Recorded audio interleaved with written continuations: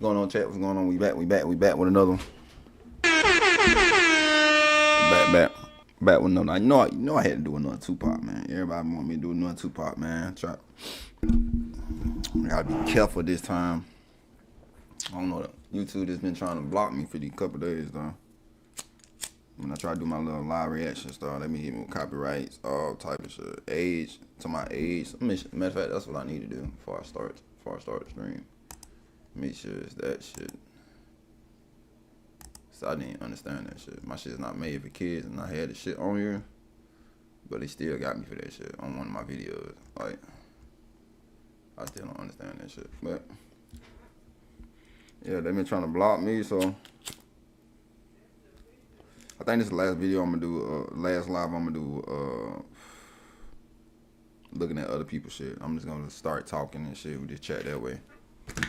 So they been trying to block me from doing that shit. That makes sense to y'all. They be trying to hold your boy down, bro. All right, we gonna go back through with Tupac and Dr. Dre, because that covers the Death Row, the fall of Death Row. Then we gonna, after that, we'll do Suge Knight when he's in prison, his interview. We'll do that. So for Kendrick Lamar. Let's see that one. And if you're new to the channel, please drop me a like and subscribe to the channel. I do show, we appreciate it. And before we even start, what's y'all thoughts on it? What's the fall? How the fall of Death Row? What y'all think the reason was? Do you think it was Suge fault for bringing all the damn, why the shit went black?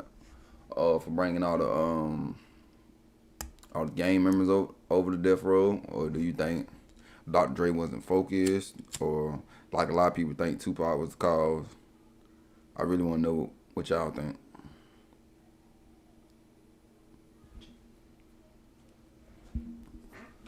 Y'all see me keep looking up, I'm looking at my chat, little chat ball thing.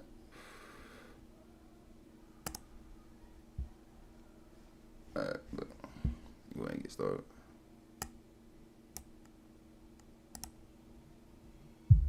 Tupac versus Dr. Dre, a beef that took place in the mid-90s and can be best described as an idols become rivals type of relationship, merged with betrayals. Shout out to Hip Hop Universe, man. Shout out Hip Hop. I got to tag him in the link. Oh, shout out Hip Hop Universe. / two groups going their separate ways after working together. They met in 1990, when Pac was on tour with Digital Underground and Dre was a part of NWA. Pac kept asking him for beats, telling him that he wants to go solo. But Dre didn't really take him seriously, as he was a nobody at this point, and as Dre kept his beats for himself and his crew. Almost every track Dre produced became a banger, so he had no reason to give away his beats. Dre never reached out to him, as he wasn't really interested in working with him. Pac was a huge fan. That's my thing, like, why you wasn't working with Tupac? Well, he wasn't known. He wasn't known back then like that. Like Tupac, we know now. He wasn't known. He was in the underground. I guess that's the reason. That's a fair reason. Of him, but the two never really developed a real friendship. They would see each other every now and then, but didn't collaborate until years later. In early '92, Dre left Ruthless Records and his group NWA to create his own label with a man named Suge Knight. Pac had already dropped his debut album Tupacalypse Now and played in the movie Juice. I still haven't listened to that album yet, Chad. I still haven't listened to that shit. Damn, I'm tripping. Get some damn time. His good friend Tretch from Naughty by Nature was in it as well. He was very close with ex-NWA member Eazy-E, who became Dr. Dre's biggest rival after he went to Death Row. Pac had already known him since 1990. He idolized him even more than Dr. Dre. Tretch would later ghostwrite for Eazy-E, and the three started hanging out together. Pac also got close with the group Above the Law, which was signed to Eazy-E's label Ruthless Records. Pac wanted Eazy-E to sign him as well. He was having difficulties with his second album at the time. It was supposed to be called Black Starry Night. You ain't gonna get me, though. You just not gonna get me, though. change it. Then, as the recording process went on over the next few months, Pac decided to change the name to Troublesome 21. Yeah. He was adding and removing songs every time. Troublesome 21. That's a fucking album?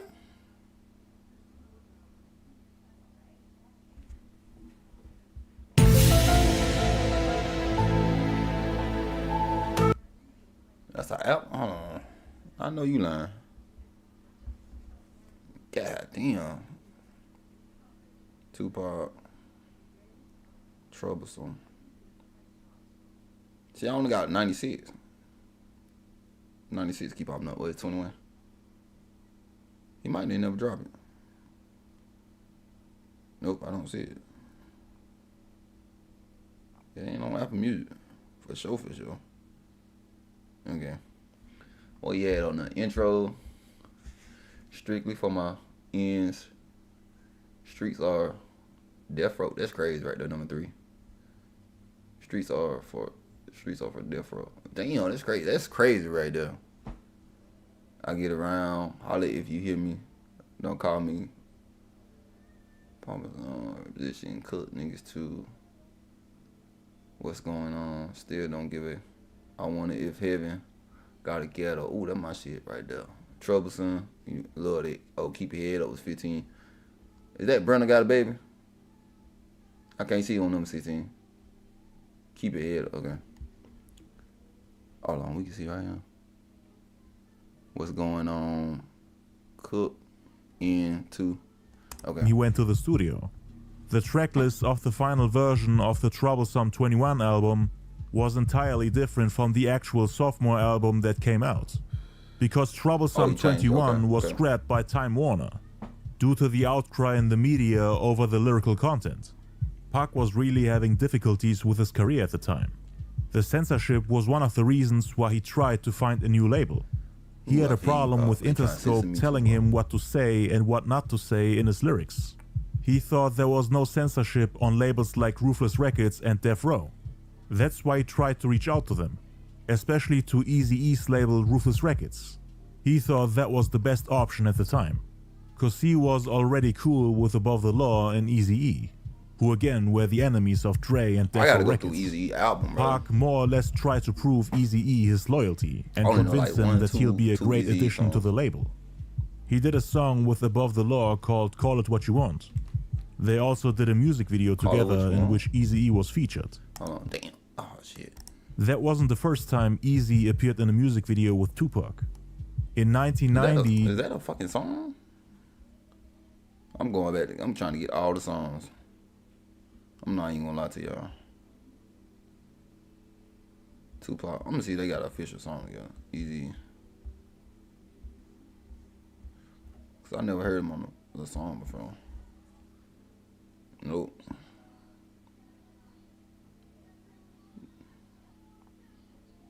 Nope. God damn it, bro. So what the fuck that song was called? I don't think he was featured on that song. Over the lyrical content. Pac was really having difficulties with his career at the time. The censorship was one of the reasons why he tried to find a new label. He had a problem with Interscope telling him what to say and what not to say in his lyrics. He thought there was no censorship on labels like Ruthless Records and Death Row. That's why he tried to reach out to them, especially to Eazy-E's label Ruthless Records. He thought that was the best option at the time, cause he was already cool with Above the Law and Eazy-E, who again were the enemies of Dre and Death Row Records. Pac more or less tried to prove Eazy-E his loyalty and convince him that he'll be a great addition to the label. Oh, if he did a song with Above the Law called Call It What You Want. They also did a music video together in which Eazy-E was featured. That wasn't the first time Eazy appeared in a music video with Tupac. In 1990, Dre and E made a cameo appearance in the music video for the song Same Song. That was the first single Tupac was on. Between 1992 and 1993, Tupac and Above the Law performed the song Call It What You Want on different shows in LA. Pac got to hang out with the entire Ruthless crew, including Eazy-E. They would always talk bad about Dr. Dre and Death Row Records. Eazy-E was trying to motivate Tupac to go at Dr. Dre and his crew. Pac was a hothead and extremely loyal. he would always treat the rivals of his friends as his own enemies. In December 92, Dr. Dre dissed Eazy-E and the label Ruthless Records on the song Dre Day off the album The Chronic. Eazy-E asked everybody say The Chronic is good, bro. Is the Chronic fire? Let me know in the chat, bro. Is the Chronic fire? Everybody tell me, go listen to Chronic, go listen to Chronic. I need to know if Chronic is really fire, bro. Probably listen to it. Cause y'all, if y'all been in my life, y'all already know how I feel about Dr. Dre. Pac if he would diss Dre for him in exchange for him getting signed to Ruthless Records. Oh, we got the same cover. And Pac same cover right here. Got the same one, chat. Phone cover and all. Pac said yes. He was ready. He was already in F Dre mode. And he was looking for people to get back at Dre and to counter the diss track Dre Day. One day when Tupac, Eazy-E, Above the Law, and Money B from Digital Underground were at a show in LA and were getting ready to perform on stage, somebody told them that the people from Death Row were in the same building. There was a little tension in the air and everybody thought that it would come to a fight, since the situation was so heated. Eazy-E was calm and relaxed and said, "If something happens, I got my thing." He pulled out his gun and was ready. Pac then pulled out a gun too, Goddamn it. saying, Y'all need damn guns. Come on now. Chill out. Pac and Eazy-E had a falling out due to multiple reasons. The first being Pac deciding to record a song with Ice Cube called Last Words for his sophomore album, which finally got released on February 16th, 1993 under a new name, after scrapping multiple songs and replacing them with new ones. Ice Cube was... Let me see. It's called Last Words, him and Ice Cube. I want to meet my stream real quick and listen to it. Ice Cube, Last Words. Oh, I see it. It got another feature on here too. Is it Ice-T?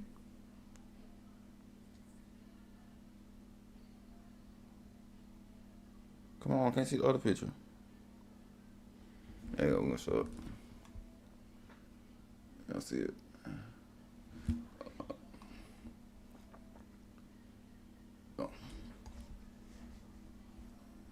I'm downloading that to let y'all know what I think. And Easy.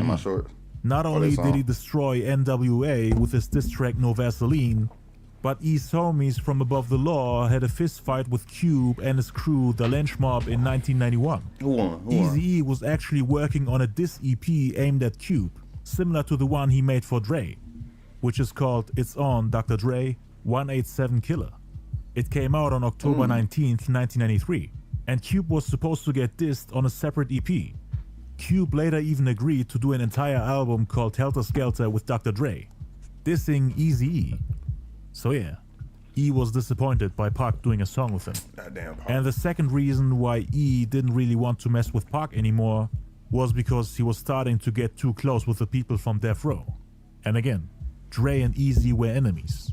Everyone on both... I feel like Eazy should have won part about them. I feel like Eazy would have stepped them like, man, you don't even mess with them. You know what I'm saying? Labels was in war mode. So why would he try to work with or get close to not just one, but two of his enemies in the middle of a rap beef? After telling him that he would diss them, Dre dissed E on one of the most iconic battle records ever, and Cube did the same on No Vaseline a year prior. And Pac was trying to get close with both of them, even though he was yelling F Dre when E and Pac were hanging out together. So E was obviously confused and disappointed.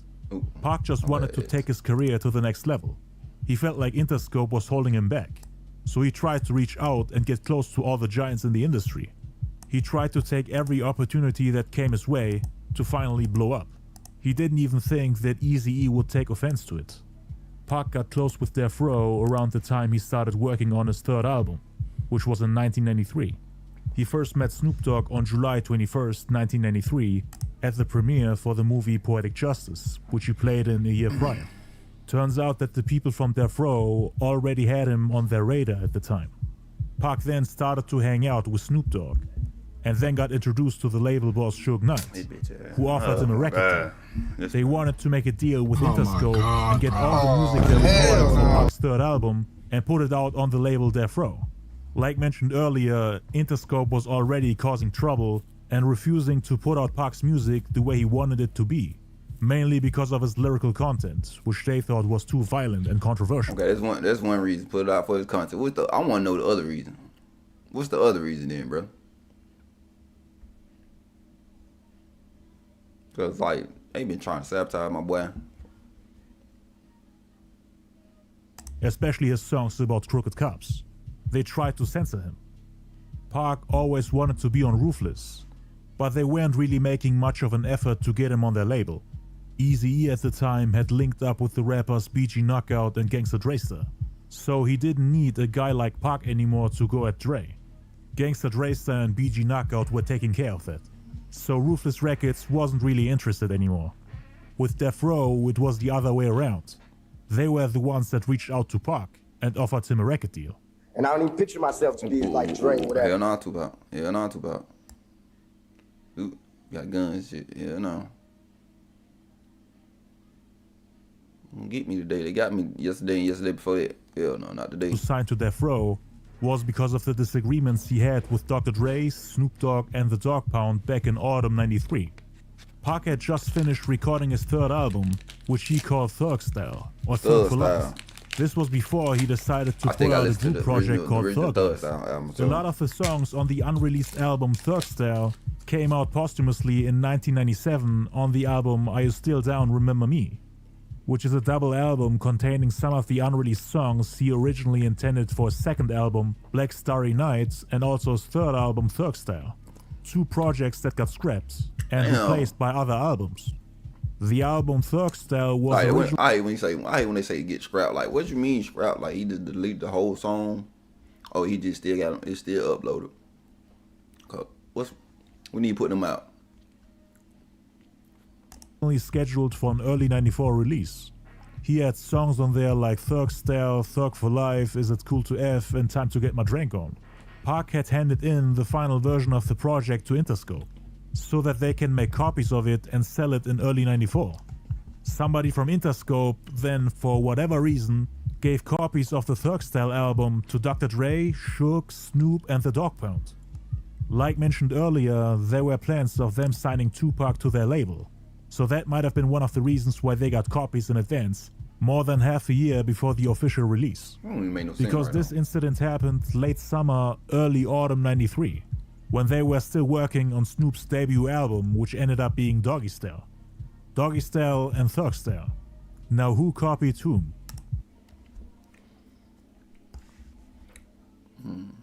Thug Style and Doggy Style.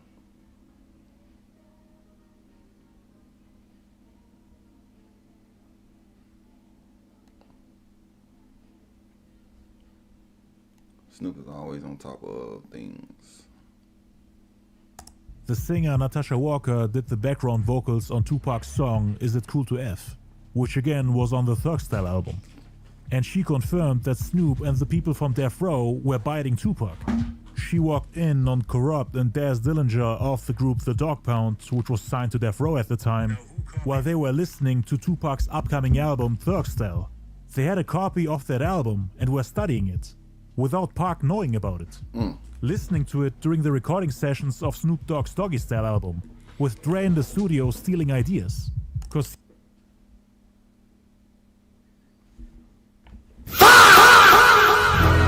oh my god, bro. Oh, hell no, man. What the fuck, man? I feel like out of Pac died, all they got in their careers really to die down, to be honest. Especially on the West Side. They had to do all this shit to get their shit popping off, get Snoop Dogg popping off. They had to steal from Pop. Biggie had to do the same thing. Like, damn. he was the one producing the album. The singer Natasha Walker was confused, because Tupac didn't allow her to get a copy of the album yet. He feared that it would leak and be all over the place. So that's why he didn't want anyone who was on the album to have copies of it. But Interscope, for whatever reason, gave several artists on Death Row copies of the album. And according to Natasha Walker and the rapper Swoop G, they studied that album and used some of the rhymes, beats, slangs, and ideas on Doggy Style, which came out later that year on November 23rd, before the planned release date of the album Thug Style, meaning Snoop Dogg would come out with Pac's ideas before him, making it seem like Pac is the one who drew inspiration from Snoop, even though it was the other way around. And nobody wanted to be labeled a biter back then, especially when you're the one who came up with all the ideas, and people try to use them before you. Pac had a line on MC Breed's song Gotta Get Mine, in which he said, I keep my mind on my money, money on my mind, which Snoop then copied on his hit single Gin and Juice off the upcoming album Doggy Style. That's not okay. I gotta get mine, you gotta get yours. I gotta get mine, you gotta get yours. You gotta get yours, but fool, I gotta get mine. See, every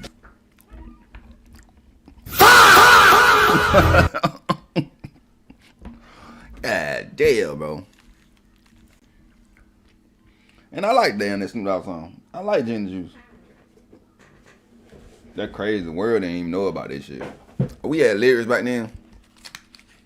Like, we had all the lyrics and shit back then like we got now. I don't think Snoop Dogg would've got away with that shit, but they got away with that shit. Gin and Juice is widely regarded as Snoop Dogg's best song. The album Doggy Style went to sell over 806,000 units in the first week alone, while Pac, with his second album that came out in the same year, only sold 38,000 units. Snoop sold over 25 times more records than him, while he's quote-unquote biting him. So of course Tupac was mad about it. They even stole the beat for G's and Hustlers off Snoop's album from Pac's song Lie to Kick It, which was produced by Warren G and recorded for the Thug Style album. you ain't got to lie to kick it to the tricks and the I'll be getting switches. This is for the G's and this is for the hustlers. This is for the hustlers, now back to the G's. Pac's song also features the rapper Richie Rich, who was actually the We first finally know who Richie is. I've been hearing Richie Rich a lot. We finally know who Richie Rich is. Okay, this is who Richie Rich look like. Okay. Appreciate you subscribing to the channel. I see. person to use that sample, back when he dropped the song Snitches and B with his group 415. Caught a brother one day getting out of a cop car. I know there's more to come, but the few that have so far. Both Warren G and Dr. Dre remade the beat that Richie Rich had in 1990. DJ Daryl, who was the producer of the group, was the first person to flip that sample. Tupac and Warren G wanted to do a tribute for them. That's why Warren G remade the beat so that Richie Rich can once again rap on the same beat, but this time with Tupac. The group 415 had a huge impact on rappers from the Bay Area. Between the late 80s and early 90s, Tupac lived in Oakland, so he was a huge fan of them, just like Warren G. But Richie Rich was also his homie. There's I can't find too much on Tupac in Oakland. That's what I'm trying to really find more about when he was in Oakland.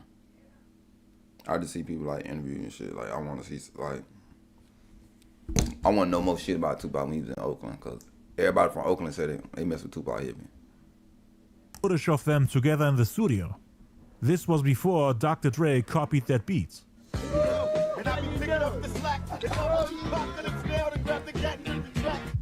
Due to Snoop, the Dogg Pound, and Dr. Dre having a copy of Pac's album before its official release, they were able to listen to it and steal ideas from it.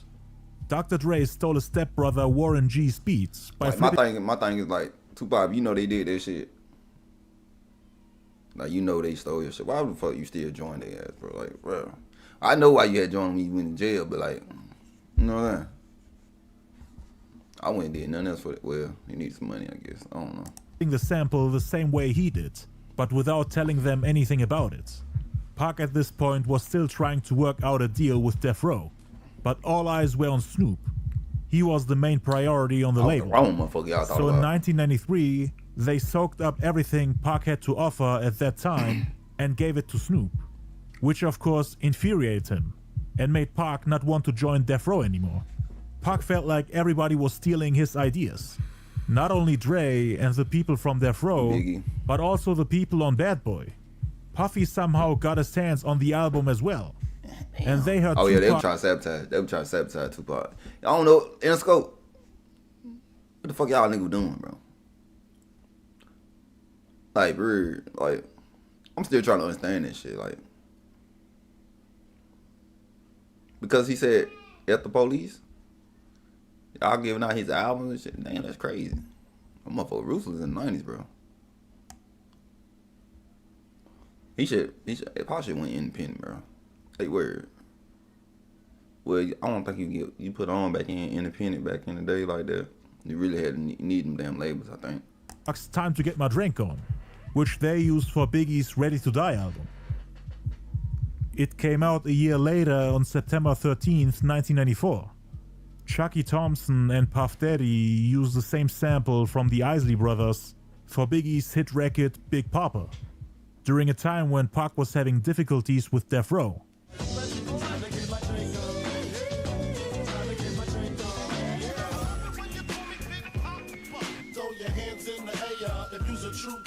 don't want to hear no damn Biggie.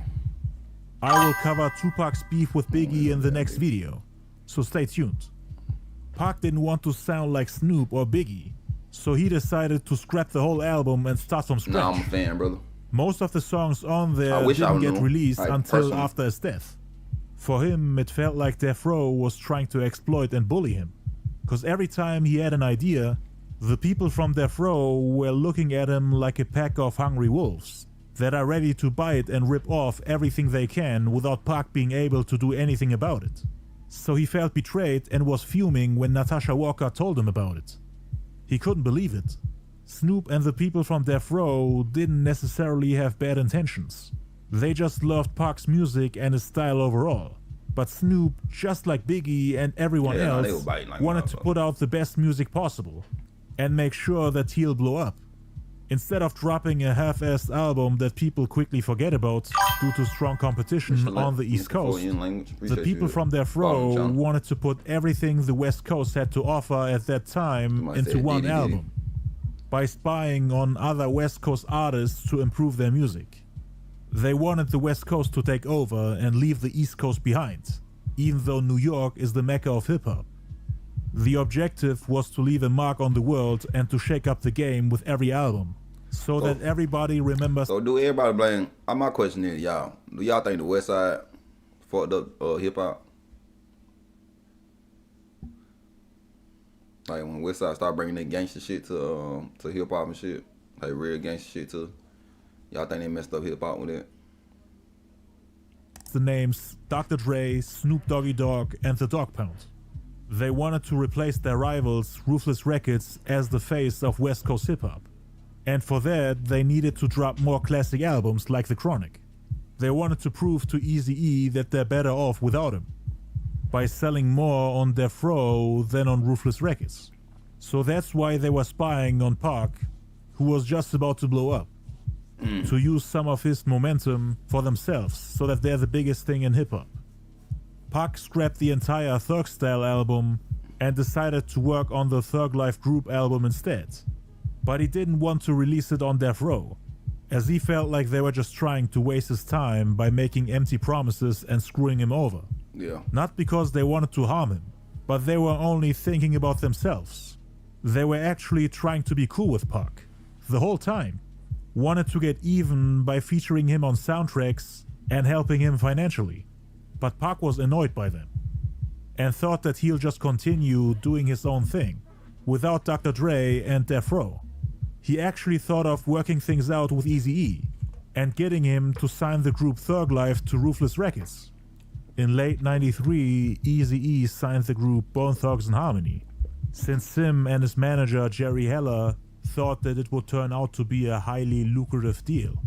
They got rid of a lot of the older artists on that label, and wanted to focus all on on that label, though? Eazy-E's solo career, and also on Bone Thugs and Harmony. At this point in Shout out time, Bone Thugs and Pac Harmony. I was love still Bone trying Thugs to and put together not only his third album, I need to do a but documentary on Bone Thugs and Harmony, bro. Like where like their roots and shit and how they took off and with doing Eazy. I really need to do that. I love Bone Thugs and Harmony. also a group album with Thug Life.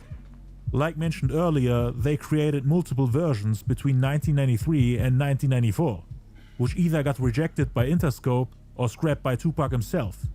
But until early 94, Pac would reach out to Eazy-E in hope that he could get himself a deal, so that Thug Life gets signed to the label, and that Eazy-E puts an end to the censorship of Pac's music, because he felt like Interscope was holding him back, that he can't express himself the way he wants. Again, Pac wanted to join the label that was repeatedly dissing Death Row. Every time I see Eazy like that, it made me think of Senator. It made me think of Ryder from GTA Senator Dreads, bro. Every time, bro. Dre, promising Eazy-E that he would help him out and diss them as well. He sent him one of the earlier versions of the Thug Life album, which E and his girlfriend Tamika Woods listened to. Eazy-E's girlfriend later became the CEO of the company. She was the reason. She told Eazy-E that she doesn't like Tupac's music, and that Bone Thugs and Harmony is better. She was a hater. That Bone Thugs is a better group than Thug Life. During those days, Pac also had a lot of negative press and drama surrounding him, especially the Ayanna Jackson assault case, which could get him some jail time. Why would you sign a guy who's about to go to prison? That's what they thought. Eazy-E's manager Jerry Heller thought that Pac would only cause trouble, and that signing him would only be a waste of money. According to Eazy-E's then girlfriend Tamika Woods, Pac went to E's house, knocked on the door, and asked him to sign him. But Eazy-E said no and closed the door. That was their last conversation. Pac got mad when he heard Bone Thugs and Harmony for the first time, and thought that they were biting him. Two groups with the word thug in their name: Bone Thugs and Harmony and Thug Life. I know people looking on TV, they going, wait a minute. Didn't I already hear a group called Thug something? I already heard about some kind of thug something on TV. Who is Thug Life? But this is the original. We are the original thugs. I want it to be real again. After that, there were no plans of working with Ruthless Records. But in 1994, the people from Death Row kept reaching out to him and wanted to put his music on movie soundtracks. This was not only an opportunity for him to get free promo, but he would also get paid for the individual songs instead of releasing an entire album on the label. So he would work with Death Row without being signed to that label. This way he could continue releasing albums on Interscope while occasionally working with Death Row as a side hustle, cause he wasn't really trusting them after they sabotaged his third album. According to his family, Tupac didn't really want to sign to Death Row anymore in 1994. So the plans they had in 93 of him joining the label were a thing of the past now. Only work he did for Death Row in 94 was him handing in a couple of songs and then getting paid for them by Suge Knight. He gave them the songs Pour Out a Little Liquor, Pain, and Loyal to the Game for the... Who all on this fucking Above the Rim? Who all on this shit? Afro Puffs, The Lady of Rage. Oh, okay, that's Baby D. Who all on this album? Hoochies Need Love Too. Damn. Ghetto ass album. Oh, Pain by Tupac. I see that one. Loyal to the Game, Tupac. Stretch, Riddler. That's all I can see, really. Oh, we got Nate Dogg on that. Warren G.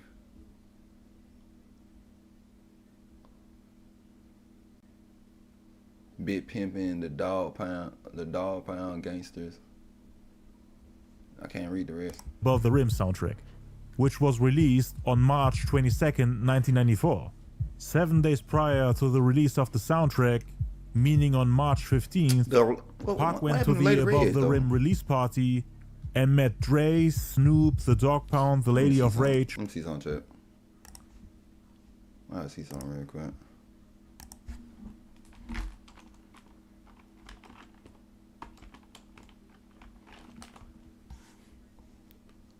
Oh, she do got interview. Oh, she did that shit. See? Oh, yo, we gotta do that one. Okay. Lady of the Rage dresses gay rooms. Damn, I thought she was. You know what I'm saying? I thought she did. You know what I'm saying? I thought she liked girls. I ain't gonna care. Having words with Tupac, Fresh of Death Row, Flashback. Okay, we gotta do that one. Oh, we gotta do it on Vlad. Oh my god. Anyway, breaks her songs. What really happened? Okay, I'm gonna do that. That's gonna be a future stream. I'm like, what happened to her? I'm like, I'm glad she ain't. Okay, now we know she speaked out and said something. And Joel from Death Row. Pac then continued to work on the group album Thug Life, and also on his third studio album while facing assault charges which could get him locked up for a couple of years. He wanted to record as much music as possible in fear that he won't be able to release music and make money while he's locked up. On April 25th, 1994, both Tupac and Dr. Dre attended the 94 Source Awards in New York. Dre and Snoop won most of the awards that night, but they had a feeling that the people from the East Coast had a problem with them. Because the only rappers from the East Coast who won awards that night were A Tribe Called Quest, the Wu-Tang Clan, and KRS-One. The rappers on the West Coast, however, won 7 awards in total. 3 for Dr. Dre, 2 for Snoop, 1 for MC8, and 1 for Ice Cube. So rap fans from New York were upset that the West Coast took over. They were outshining the rappers on the East Coast. Like for example the New York rap group Onyx, which was nominated in 5 categories, but they didn't win in any of them, even though they were the most hyped rap group at that point in time. I mean, they went platinum in just 7 months. Back it up. Not even the Wu-Tang Clan was selling that much. The audience, which was of course filled with New Yorkers, had a problem with the West Coast winning more awards than the people from the East Coast, so they started booing them. And on top of that, when the New York rap group A Tribe Called Quest won the award for Best Artist of the Year in the group category, and then attempted to hold a speech giving props to the pioneers of hip-hop, Tupac all of a sudden interrupted. Why East Coast get mad at the motherfuckers like that? You know what I'm saying? I mean, ain't it the people supposed to, I don't know how they used to do it back in the day. None of the people supposed to vote for their favorite artists. Like, y'all can't get mad at them. Y'all gotta get mad at the fucking people who voted. Right? All right, on. Right? Them by rushing the stage with like 100 people rapping the song Out on Bail in front of them while they were in the middle of their speech. The whole time A Tribe Called Quest was standing there in shock, not knowing what to do for like 3 minutes straight, as if they are held hostage by a group of thugs. Tupac had a super aggressive delivery during that performance, yelling Thug Life and F y'all mother effers before throwing away the microphone. As if he caused chaos and sabotaged the show intentionally to scare and humble A Tribe Called Quest and the people from the East Coast. Oh, that's why probably the East Coast started liking Tupac, because he did this shit.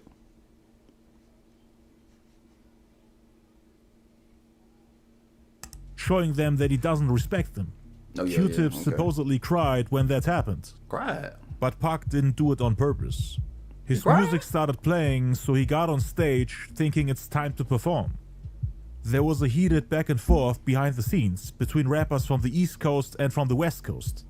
And Tupac had to explain himself because everybody thought that he did it on purpose. He met Dre there too, and Dre was annoyed by how people from the East Coast treated them. So when he got back to LA, he recorded the intro to the Murder Was the Case soundtrack, in which he was more or less dissing the East Coast. He also gave Tupac's group Thug Life a shoutout after that whole incident. So these are all original Thug people, Thug Life people. And I don't know not name one of their names. So 1, 2, 3, 4 on. With A Tribe Called Quest.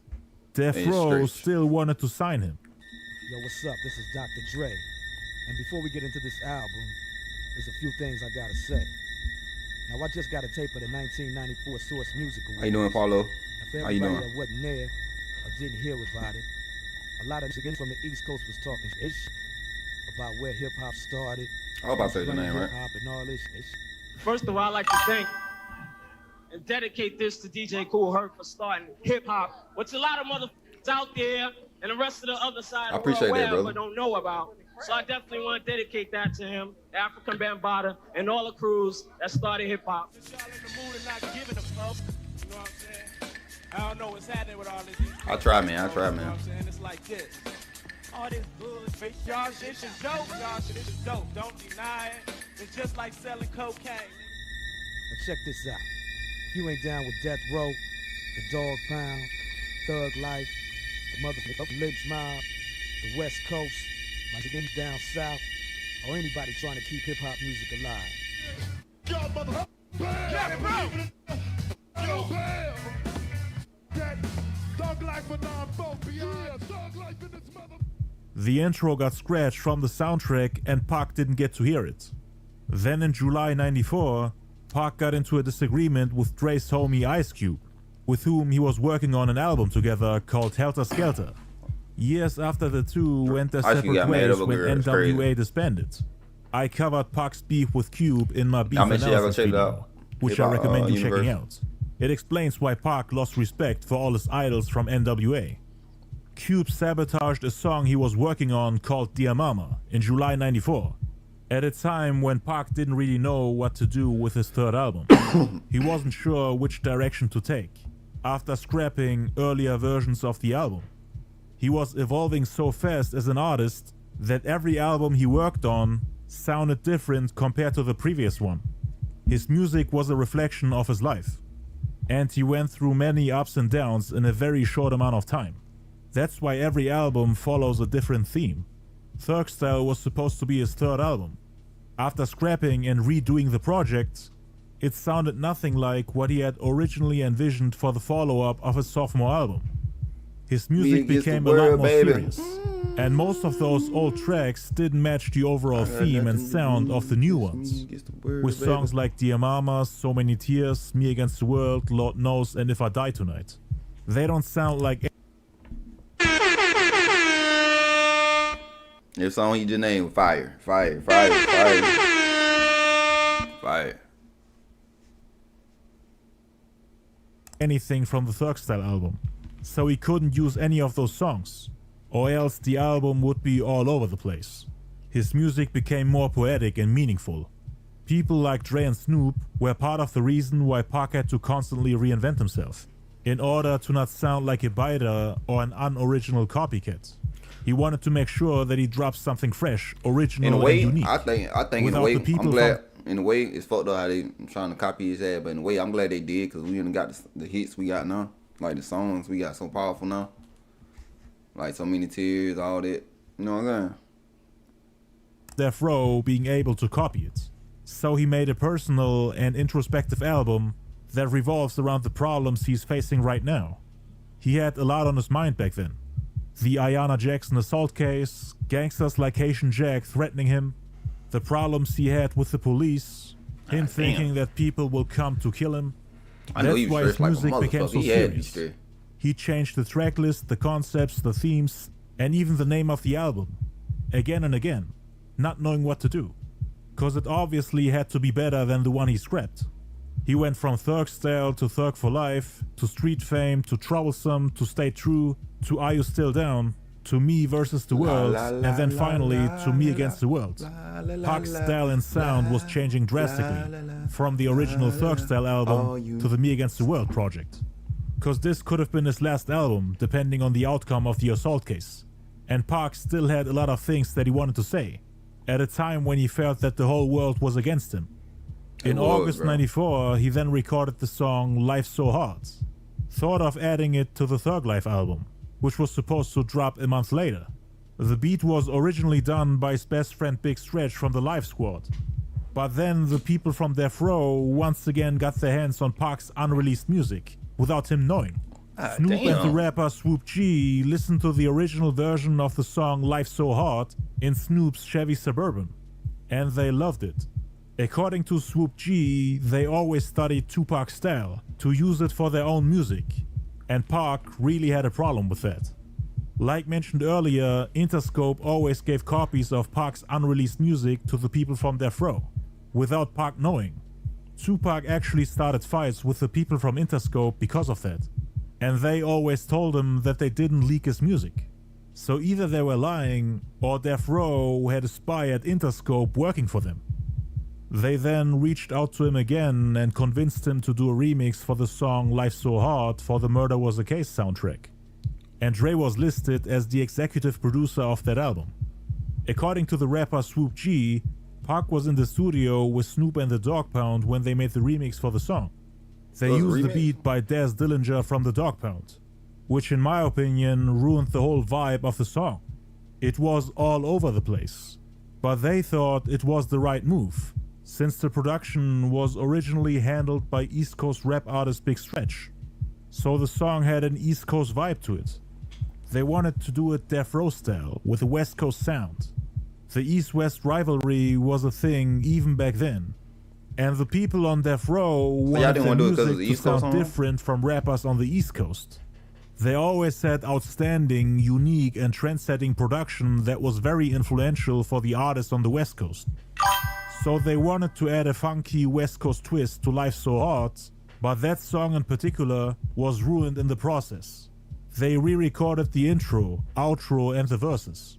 Snoop also added background vocals and ad-libs in the end.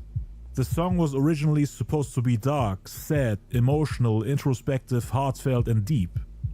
But they tried to turn the song into a West Coast banger, with a funky beat and an aggressive vocal delivery, which didn't even fit the content of the lyrics and the theme of the song. It's like using the vocals for Brenda's Got a Baby over the beat for two of America's Most Wanted, rapping aggressively like on Hit 'Em Up. Tupac only did the remix because he needed the money. He probably knew that the remix is terrible. And the worst part is that Snoop and the Dogg Pound didn't speak up when they ruined the song, cause they actually loved the original version of it. They once again sabotaged him, even if they didn't mean to. That cheap Daz remix was so bad that they didn't even use it for the soundtrack. And they couldn't use it for the Thug Life album either, cause the soundtrack came out after the group album. It could have been one of Tupac's greatest songs. Damn, what a song, you know. So I never listened to the group album. I never listened to a Snoop Dogg album. Was this fire? Murder Was the Case? It's the Murder Was the Case soundtrack. Was that fire, Trey? Let me know. Y'all let me know this album was fire. I never listened to a Snoop Dogg album, bro. It could have been one of Tupac's greatest songs. The original version is actually Idi Amin's favorite Pac song of all time. Idi is Tupac's brother-in-law and one of the members of Pac's group Dramacidal, which later became Outlaws. But Pac was still paid somewhere between $200,000 and $250,000 for that remix by Suge Knight himself, even though it was never used on the official soundtrack release. Damn. It was later added to the soundtrack for his posthumously released movie Gang Related in 1997, when they were trying to put out as much material as possible during a time when the rap world was craving for unreleased music by one of their deceased legends. But back in '94, everyone was shocked that Pac got that check. He wasn't even signed to Death Row at the time, and got that much money for just one song. It even surprised Snoop and the Dogg Pound, because according to Swoop G, they never got that much money while being on Death Row. That was Suge's way of showing Pac that he's appreciated, and that they really care about him. After the whole thing with the cancelled... Y'all ain't get that much money. How much money y'all getting in? $700 or something? Oh, hell nah. Thug Style album. And after all the shady things they did behind the scenes, with them listening to all his unreleased material for inspiration, Suge really loved Pac. They weren't even that close in the beginning, but Stop the cap. Stop the cap right now. Stop the cap. I think that nigga was using that motherfucker. That's what I think. I don't think Suge really like. I think he fuck with Pac, but not like love, like he love Pac like that. I think he was just using Pac to get that pussy. Me get that bad boys in there. The two had chemistry. What y'all think, think, could tell that they're very similar and had respect for each other. Suge himself said that he saw himself in Pac. Oh, hell and that Pac is the rap version of himself. Hell no, you Pac ain't that. was really thankful for the money. Stop the cap. Stop the cap. Stop the cap right now. Stop the cap. Hell nah, twin. I don't know. Hold on, universe. Hold on, hip hop universe. Hell nah. He was going broke because of the heavy spending and also because of the lawyer fees for the Ayanna Jackson assault case. Suge helped him out when no one else did. So he quickly forgot about them spying on him and messing up his third album. Suge told him that he wants the group Thug Life on Death Row to compete trash. against Bone Thugs and Harmony like on trash. Ruthless Records. Him and Suge really got along, but Pac wanted to put out his next 2 records on Interscope first and see where it goes. He felt like this whole back and forth with him trying to find a new label was a waste of time. He had the assault case to worry about and didn't want to push back his albums again. He didn't want to sign to a different label when he already recorded over 100 songs on Interscope that need to be put out. So Pac felt like he should stay on Interscope for a bit, so that he didn't waste his time there the past 2 years, with him coming up with one album concept after another and then never releasing any of it. The Thug Life album then came out on September 26, 1994, but it only had 10 songs on it. A lot of the tracks... What do you got on that? I just downloaded this goddamn album too. I haven't listened to it yet. Street Fame, Cradle to the Grave. Hold on now. Cradle to the Grave.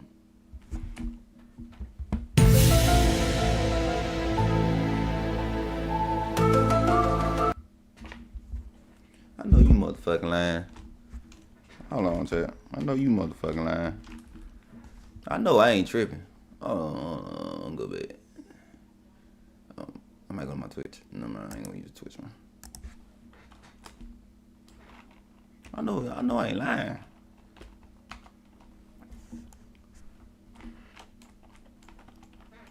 It's a DMS movie. Hold on. Is it? It is. What the? Damn. Where my glasses at? I'm glad we did the Scooby-Doo. Hold on, where my glasses at? I can't find my spectacle glasses. Oh, shit. That's fucking crazy right there, bro. Like, people don't say they don't bite Tupac. Man, everybody bite Tupac. They did movies too. Damn. Okay, what's the first one? This is number 2. Hold on, what's the number? What's the first one? Hold on, what's the first one? There's only 2. Oh my God, they just bite my boy. Yeah, they just changed the regular 2 to the number 2. That's crazy. That's fucking crazy. What's the other song? Bury Me a G. Ooh, I heard this on phone. It's fire. Shit don't stop. Pour out a little liquor. I heard that one before. Stays true. How long will they mourn me? Oh my God, too bad. Fish and Nate Dogg. Oh, I gotta hear that one. He recorded didn't make the cut. That's crazy. Due to Interscope having a problem with them. They took the movie. After that, on October 18th, the Murder Was the Case soundtrack came out, but without Life So Hard. On October 20th, they then invited him to the music video shoot for the song Natural Born Killers. The cameo was their way of showing Pac that he is an honorable member of the Death Row family, because they removed him from the soundtrack even though they wanted to show the world that he's part of the team. So they put him in the music video instead. The song was a collaboration between Dr. Dre and Ice Cube, who were working on the album Helter Skelter together, which never came out. Like mentioned earlier, Pac wasn't really cool with Cube at the time. There was a little friction between them because of the song Dear Mama. Dr. Dre and Cube weren't really his friends. They were business partners at best, because neither Cube nor Dre cared about collaborating with him. On November 30th, 1994, he was shot at the Quad Studios in New York. I covered this in my video, The Reason Why Tupac Got Shot 5 Times. You should. Yeah, I want to see that. Please go check out my boy Hip Hop Universe. Hip Hop Universe, you will see it. Definitely check it out. On February 7th, 1995, Tupac was then sentenced to 1.5 to 4.5 years in prison on abuse charges. His third studio album, Me Against the World, was then released a month later on March 14th, 1995. What's up? The album went platinum in just a month. One of my favorite albums. So that was Pac's side of the story. All the way up until he got incarcerated.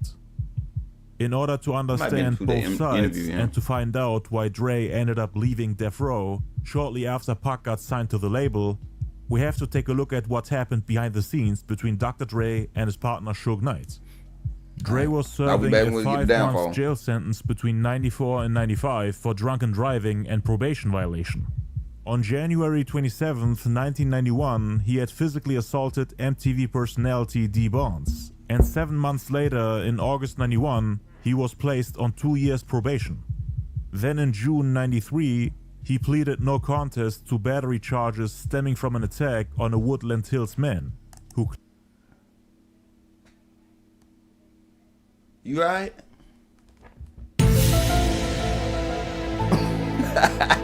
You right, Dr. Dre? God damn, but what the fuck what you going through? Shit. Claimed that Dr. Dre broke his jaw. He was given a 90-day jail sentence.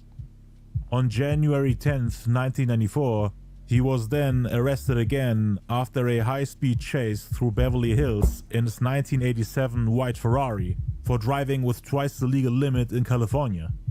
The case for drunken driving marked Dre's third conviction on a misdemeanor offense since 1991, and was also in violation of his probation from a 1993 battery conviction. God damn, it sounds like he supposed to have a lot of damn time. I ain't gonna lie. And was I don't know what all this shit means. It sounds like he supposed to have a lot of on time. August 30th, 1994. Dre had a huge drinking problem around that time, which also ruined his relationship with his fiancée Michelle A., who was a singer signed to Death Row Records. The two had been dating since 1988, since the NWA days, and had a 4-year-old son called Marcel. He was Michelle A's first and Dr. Dre's 6th child. They had tons of ups and downs during their relationship. Nigga, that's this kid? God damn. Oh, massive violence. Hell no, you ain't gonna get me. Got me for that yesterday. Hell no. Included a broken nose, which she had to have surgically corrected, a cracked rib, and 5 black eyes. There was even an argument where Dre shot at Michelle A., missing her by inches. She left the bullet in the door for him to see, and according to her, Dre never tried to shoot at her again. But the beatings continued, and she began to self-medicate with pills and alcohol. Suge then tried to help her when Dre had left Michelle A. and the baby for weeks without money or a car to go get food. And Suge took over for him, got real close with her, took care of the child, gave Michelle A. money, bought her and the kid groceries and things they needed to survive, fixed a lot of her problems, like for example bills that Dre forgot to pay, because of which Michelle A. and her son were trapped in the mansion with no electricity, lights, and ways to cook food, all while Dre was away. Before he got locked up, he was out partying with other girls. Like he trying to get something. Michelle A. later understood that these girls could have been sent by Suge to Dre in order to manipulate her, making it seem like Suge is the white knight and Dre is just a scumbag who would rather spend his time with girls than with his child and fiancé. Suge was trying to sleep with her, even though he ain't no better than damn Diddy. I ain't gonna lie. Diddy was just smarter than his ass. Him and Diddy like the same person. I ain't gonna lie. Diddy just a little bit smarter than him. Yeah, Diddy. But you doing all that? Damn, and y'all supposed to be business partners? Oh Lord, Jesus. She was Dre's fiancée, and Dre was Suge's partner. They both co-owned the company. Michelle A., for example, needed groceries and diapers for the kid, which Suge always bought for her. He used Dre's irresponsibilities to his advantage to get closer to Michelle A. At Michelle A's shows, Dre was hugging and kissing other girls in front of her. Suge then tried to gain sympathy points by throwing the girls out, as a way to show Michelle A. that unlike Dre, he cares for her, while Dre tries to use every opportunity to cheat. Suge would buy her jewelry and presents every Christmas, and also on her birthdays, even though he was married to a woman named Sharitha. Every time Michelle A. told Suge, "I don't know where Dre is," Suge would respond, "Well, I do," telling her that he's spending time with other girls. Back then she thought Suge was just trying to be a good friend for both, trying to keep both sides happy. But after 20 years, she came to the conclusion that he was just trying to manipulate her. It took you 20 years. Her and Suge had an affair and a secret relationship between 94 and 95. They slept together behind Dre's back, while he was outside partying, working on music, or spending time in jail. Michelle told Dre nothing about it and still wanted to get married to him. Before going to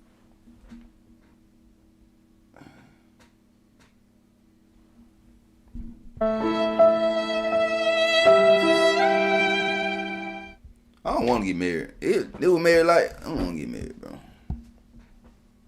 Biggie and Faith, you know what I'm saying? You know what happened with that shit. Dr. Dre hit old lady, you know what I'm saying? Suge Knight and his married girl. What happened? I got so many damn questions. Like, the fuck? God damn, the motherfuckers didn't give a damn in the 90s, bro. To jail, Shit. Dre's best friend and assistant Bruce Williams had hooked him up with a woman called Nicole, who Dre met at a nightclub. Dre wasn't out looking for love or for the right person that night.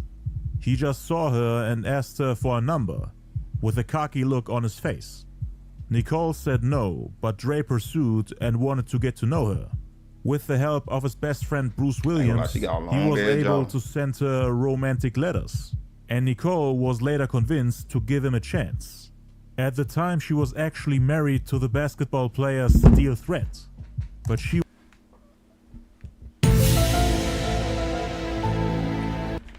married too?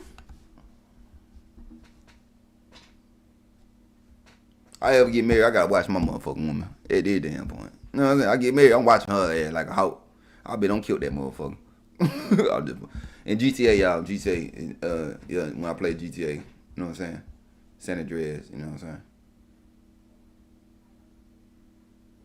was unhappy in her marriage and cheated on him. According to Dre, him and Nicole started dating shortly before he turned himself in because of the probation violation, which got him 5 months in jail. Nicole's family didn't really like Dre and thought he was a troublemaker. But Nicole wanted to be with him instead of her husband, and even visited Dre in jail, while Dre's fiancée was cheating on him with his partner Suge Knight. They both co-owned Death Row. In jail, Dre thought about all the people that were around him, who he could trust and who really cared for him. Nicole and his best friend Bruce Williams, who will both play a huge role later on in the story, were always there for him. But neither Snoop... My thing about Dre, like, you didn't want Tupac to come there, and you thought he was gonna goddamn kill Death Row and shit, but look at the shit you were doing. Drunk driving, putting your hands on women, you know what I'm saying?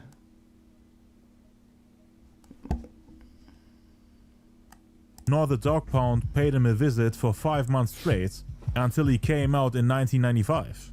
In jail, he also heard that his old friend and rival Eazy-E was dying of AIDS and lying in the hospital. So he went there and paid him a visit. There he also met Ice Cube, who didn't visit him in jail either. While Dre was locked up in 95, Michelle's problems with alcohol really got out of control. They always had to keep an eye on her as if she's a problematic teenager. She fell in love with the singer Montel Jordan and tried to get physical with him at a party, around the time when his platinum single This Is How We Do It came out. The Death Row head of security, Reggie Wright, who was keeping an eye on her, noticed what she was doing and reported it to Suge. She later did the same thing to Tupac, touching his belly, rubbing his arms and head, hugging him, and a lot of people on Death Row thought that she was trying to seduce them. But they kept quiet, thinking that it would come to a fight between Dre and Suge, which could lead to the dissolvement of the label. Reggie told Suge she was trying to... Who fought it at this point, goddamn? It took me the damn characters for me. It goddamn the war. You know what I'm saying? Should not, it really should not fight. Well, damn, hold on. We got one back check. Who fought it here? This the start of it. Dr. Dre started it. Suge Knight second. I'm going with Dr. Dre first. Suge Knight second. And Mr. Shelley. Well, if I say her name right. Like, what the hell y'all niggas? And all y'all married. Like, what the hell? At Montel Jordan. And Suge said, "What? Really?" Suge was worried because he cared for her. The next day he asked Reggie again. He was a little jealous. "Hey Reg, what you tell me about Michelle and Montel Jordan?" Michelle then begged Reggie to not tell him. Suge then tried to get closer and closer to her. Dre didn't find out until the beginning of '96. Until then, the relationship continued. But Dre also had other things to worry about. Between '93 and '95, Dre not only had to deal with all the legal problems, his alcohol addiction and the issues with his label, which mostly revolved around Suge and his gang, the Mob Piru, terrorizing the industry and creating a frightening environment for all the artists on the label, so that everyone is too scared to come to work, in fear that they might get harmed. But Dre also had hit a dead end with his career, since none of the projects he was working on materialized, during a time when everybody expected him to drop the next game-changing album, a sequel to The Chronic, or an NWA reunion. There were rumors that Death Row was running out of money, because of all the heavy spending, mostly on Suge's part. So they needed the next big hit to get back on their feet. A lot of artists weren't getting paid what they were supposed to, and the label was only able to release 2 albums since 1992, which wasn't enough to generate enough money for the label to survive. And because of the Eazy-E beef, people were losing faith in him, saying that he fell off, that he's not a gangster like he claims he is, and that he can't drop another album on the level of The Chronic. I mean, Eazy, shout out Eazy. He killed y'all, motherfucker. I ain't gonna lie. Even though I like both songs, this song. A song that's as dope like as Nothing But a G Thing. He couldn't deal with the pressure, which is why it took him so long to drop his second album. A project that's worth being in the same conversation as The Chronic and Doggy Style. He was working on his second solo album, and also his collab album with Ice Cube, which got cancelled after he went to jail. Some people said that his creativity was at an all-time low, that he wasn't the same musical genius that he was when he made the 2 NWA albums, The Chronic and Doggy Style. He would let his co-producers do most of the work, and would take credit for work that other people did, beats made by lesser-known producers. He would take full credit for them. And from a rapping perspective, his most loyal ghostwriter, the DOC, decided to leave the label and diss Dre for not getting paid what he was supposed to get. Him and Dre always felt uncomfortable when going to the studio because of all the Mob Piru members that Suge brought there. The DOC would always carry a gun with him when going to the studio. He always felt unsafe and had to be ready at all times. Just like Dre. He wasn't a gangster. The DOC even said that doing jail time was easier than doing studio time at Death Row. So it makes sense why Dre himself didn't want to work there anymore. But the DOC was also mad at Dre for not getting paid for his work. He had been writing lyrics for him since the late 80s. Would always risk his life by working in a dangerous environment that he didn't feel comfortable in, just to get exploited and threatened. So in late '94, the DOC took the lyrics and concepts from Dre and Cube's unreleased album Helter Skelter and left the label. Dre was left with basically nothing. Oh, that shit right, brother. Did all that hard work. Hell yeah, take that shit. And the DOC, who was trying to make a comeback following a car crash which severely damaged his vocal cords, decided to work on his own Helter Skelter album, keeping the name just to spite Dre, who always relied on other people to make hit records. Snoop and the Dogg Pound wanted to put out their own records without Dre's involvement, like the upcoming Dogg Pound album Dog Food and Snoop's sophomore album The Dogfather. Snoop and the Dogg Pound didn't visit Dr. Dre while he was in jail, and after he came out they weren't too close. Dre had already found a new team and didn't really need them. He had people like Jay Flex and Sam Snead. Jay Flex wrote Dre's verses on Keep the Heads Ringing, Natural Born Killers, and also on California Love. I heard that Keep the Heads Ringing and Natural Born Killers were also co-produced by Sam Snead. And they were supposed to work on Dre's next solo album. Snoop and the Dogg Pound weren't supposed to be on it. Dre kept distancing himself from the label and also from its artists. In summer '95, while Tupac was still in prison, Suge finally convinced him to join the label. But for that, they had to bail him out first. Suge first announced his plans of bringing Tupac to Death Row on August 3rd during the '95 Source Awards, and then negotiated a deal with him while he was in prison. Part of the 3-album contract was that Dre would take care of the production. On all those projects, and Pac was really looking forward to working with him. Part of the reason why he joined was because of Dre's production. But Death Row was also the only label that offered to bail him out. Suge had more or less taken over Dre's role as the talent scout for the label. He would start signing people. You know, I think that would fuck everything up. He let Suge Knight take over all the shit. Like, you should never let Suge do all this shit, bro. Like, word. Damn, he fucking back. Your mom, your fiance too? I mean, your wife? God damn. People without Dre knowing about it. I mean, the two were co-owning the company. And with Dre's alcohol problem, him going to jail and being on house arrest, Suge more or less had to take over for him. The show must go on. Why you drinking so much? They couldn't just stop running the company. Well, I want to know. But Dre felt some type of way about it, since he was losing importance within the label in all fields. On a business level, his role as a talent scout, a manager, him being the executive producer of every album, being in the studio with all the artists to make sure that the music is on point and to give feedback, and also on a music level, since he wasn't producing as much as he used to. Suge wanted to be... Basically what they saying, he wasn't doing his job yet. This what I'm getting from him. He wasn't doing his job. Alcohol fucked Dre up. I think if he wasn't drinking so much and he was like just working, I think Death Row would be different. Well, it might. Nah, scratch that out. It should, Knight. Scratch that out. Never mind. Let's just throw that away. The executive producer now of every album, and Daz Dillinger more or less became the main producer of Death Row, since Dre refused to come to Can-Am Studios. Daz and Suge were doing his work, so the label was already a mess. And now the hothead Pac comes in expecting to work with Dre. Some say that Dre didn't really care about Tupac getting bailed out and signed to Death Row, while others say that he wasn't happy about it as the label was already out of control, fearing that Pac is the straw that breaks the camel's back, so to speak, cause he was not only a troublemaker and a hothead, but also had tons of cases and problems with the police. And where Dr. Dre got?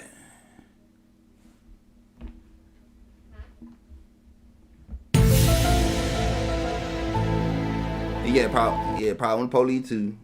Alcohol, women do the things he was doing to women. You know what I'm saying? He said Suge's the man. Oh my God.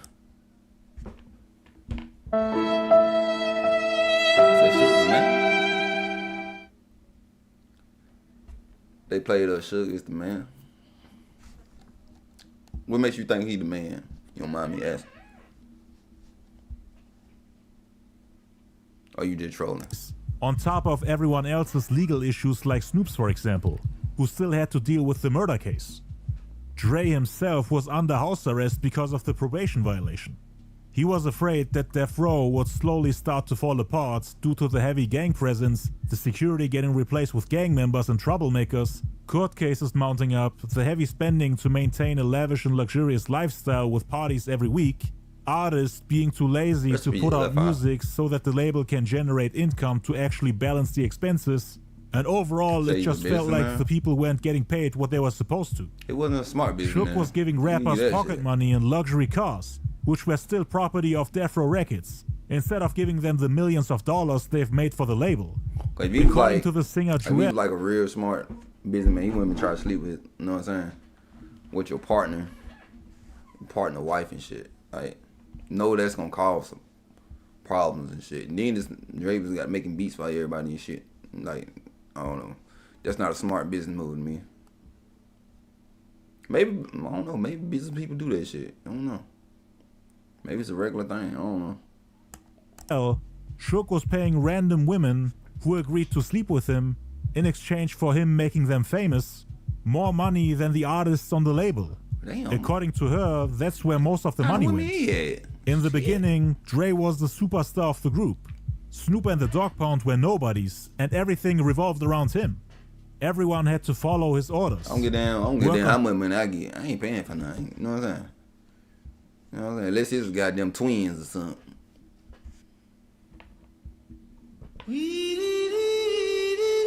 Twins. It's every man's dream. I don't get down. It's every man's dream. Man can dream. Said they were scared of. He said Diddy.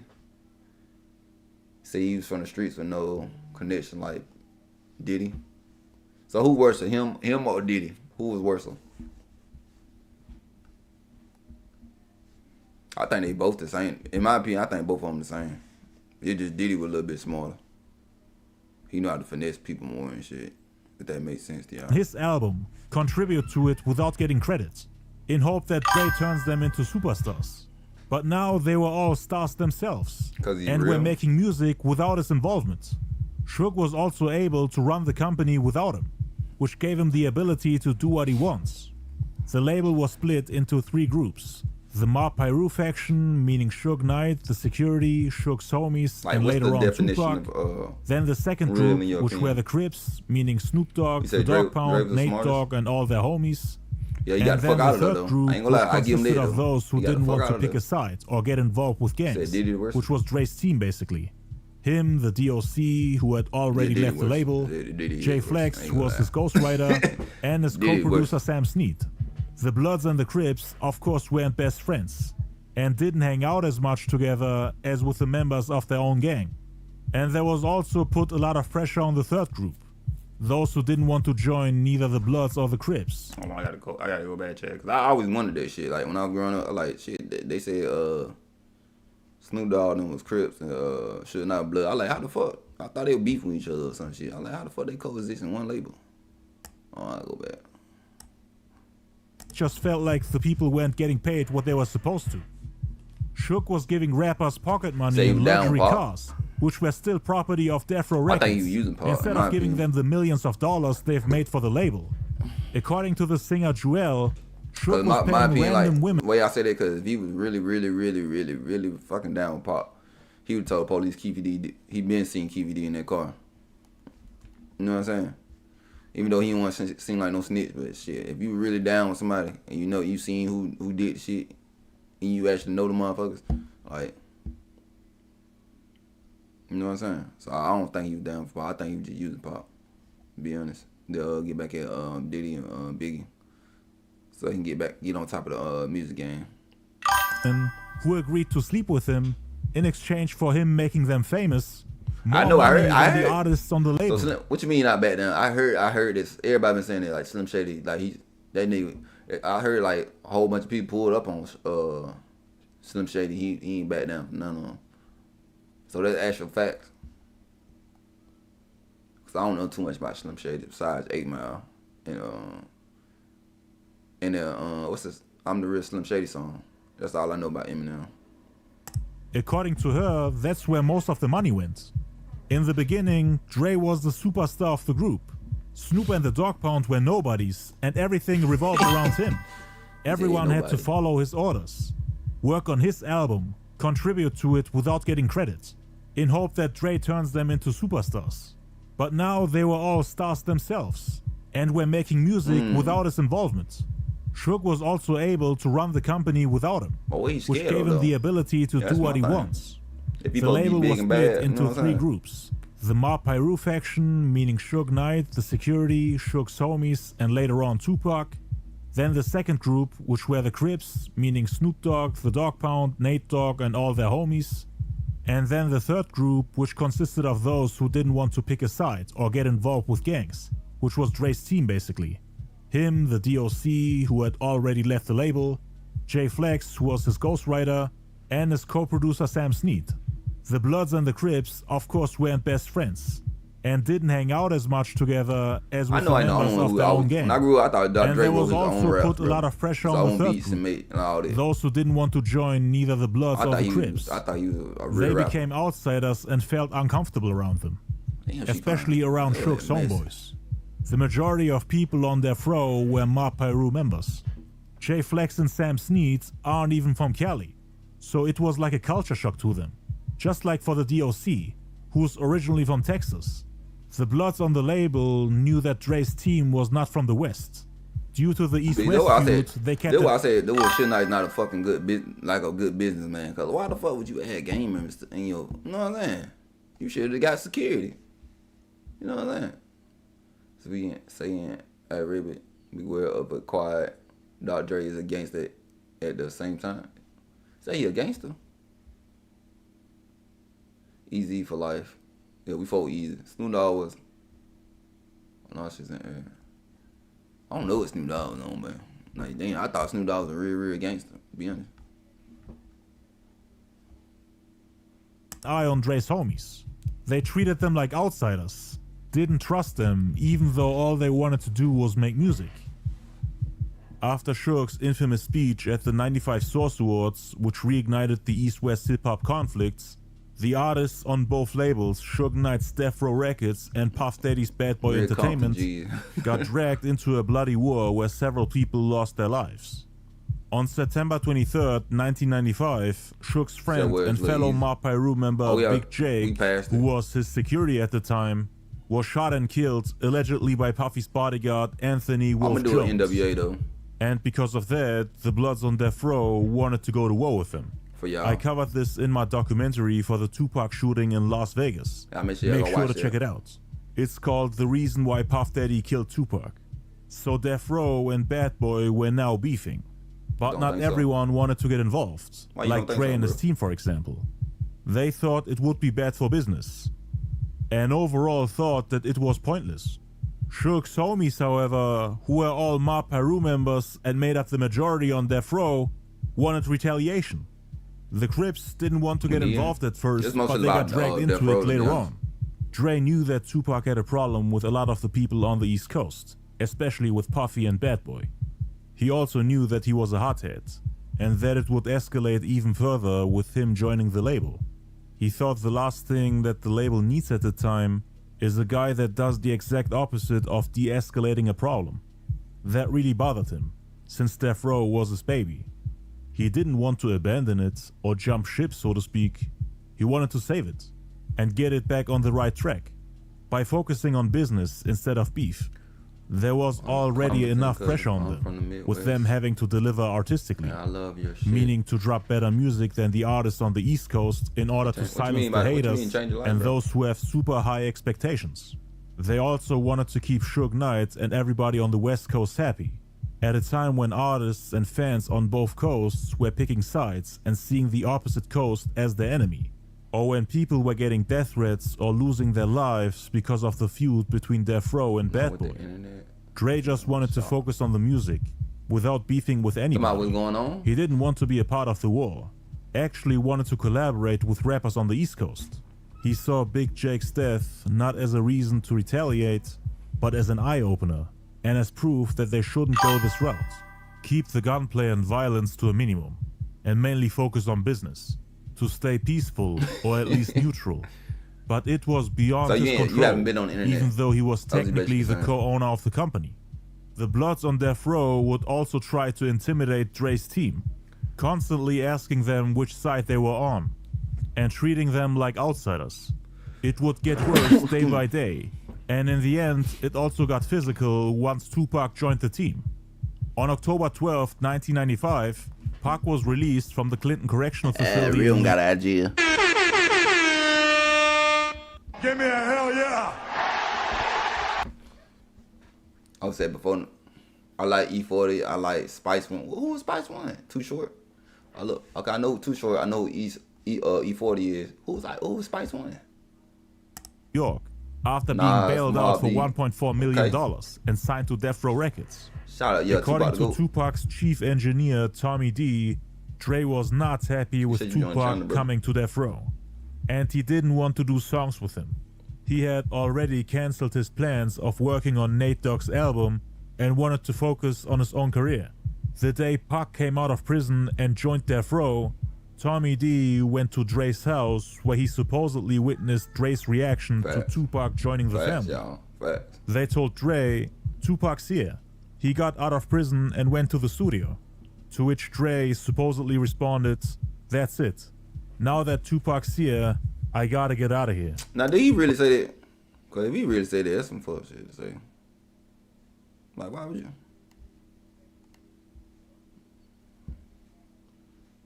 But Dre didn't tell anyone about it. Me and Dre about to fall out. From the outside, it actually seemed like he was happy that Pac was on the team. But according to Tommy D, that wasn't the case. And he most likely told Pac later on about Dre's comments. It's unclear if Dre really said those things, and if he really felt like leaving the label because of Pac, who was actually excited to meet him and had to get a lot of his chest after spending so much time in prison.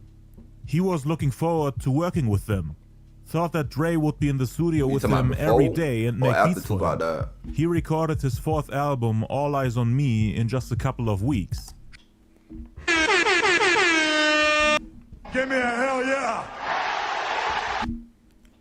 Now, I know some of y'all knew him. Which album best if you a Tupac fan? All Eyes on Me or Machiavelli? Machiavelli been winning the last couple streams, but I know some of y'all know him. Which the better album? All Eyes on Me or Machiavelli? Let me know. Shortly after getting released from prison, Dre and Pac saw each other less than 10 times after he came out of prison. Nah, bro, I'm from down south, bro. In the month he came out, he didn't see him at all. I mean, he was almost done recording his double album by the end of October. Recorded tons of bangers with other producers, and Dre was nowhere to be found. The 3-album contract Tupac signed said that Dre would handle the production. But he didn't come to the studio for the All Eyes on Me recording sessions like all the other producers did. So by the end of October, Pac complained about him and asked Suge where he is and how he can reach him, reminding him about the deal and the agreement that Dre would produce his album. Pac actually had to get permission to drive to Dre's house in order to meet him, because of course he wouldn't just let anybody come to his house. It was a gated community and Dre had his own studio there. The reason why Dre rarely left his mansion was because he was on house arrest. Like mentioned earlier, he had violated his probation after driving recklessly while racing down Sunset with the cops chasing him. After spending time in jail, he was put on house arrest and couldn't leave whenever he wanted.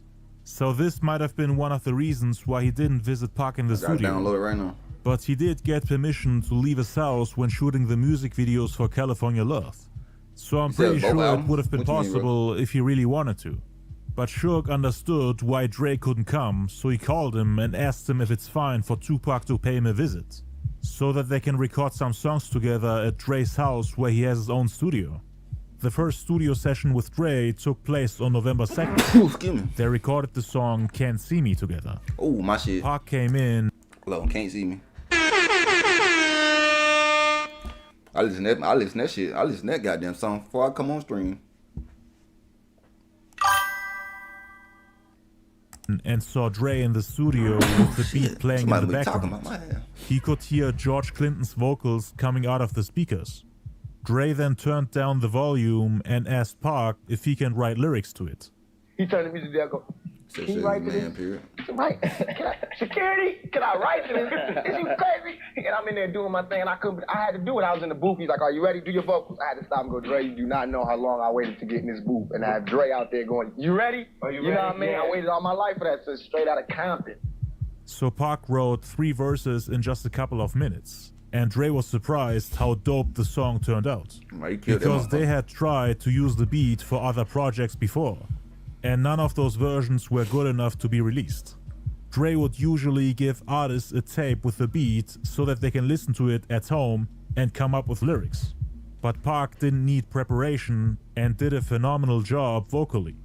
After 2 years, Dre finally managed to turn the beat into a hit, cause he didn't know what to do with it, as it was laying around since they made Snoop Dogg's Doggy Style in '93. The beat is very similar to Dre Day and Snoop Dogg's What's My Name. It just has a different tempo, but uses the same sample. Mr. Buster, where the you at? Can't scrap a lick, so I know you got your gap. From the depths of the sea, back to the block, Snoop Doggy Dogg, funky at the Give me my money in stacks and lace my shit with Don figures. Real freaking ringers. All three, chat, all three. All 3 songs, which one better? Which one better? Which one better? I'm winding back for y'all. Which one better? Out of all 3 of the songs, which one better? Dr. Dre, Snoop, Dr. Dre one, Snoop Dogg one, or Tupac one? I'm trying to wind it. You two don't never want me lay it, like wind it all the way back when I need to wind it back. Oh shit. Back to the block, Snoop. Usually give artists a tape with the beat so that they can listen to it at home and come up with lyrics. But Pac didn't need preparation and did a phenomenal job vocally. After 2 years, Dre finally managed to turn the beat into a hit. cause he didn't know what to do with it, as it was laying around since they made Snoop Dogg's Doggy Style in '93. The beat is very similar to Dre Day and Snoop Dogg's What's My Name. It just has a different tempo, but uses the same sample. Mr. Buster, where the you at? Can't scrap a lick, so I know you got your gap. Okay, number one, Dr. Dre. Okay, we got number one, Dr. Dre. Every time I hear that Dre version, that shit make me want to play 10 Dread so much. GTA San Andreas. So we got Snoop Dogg. We got Tupac.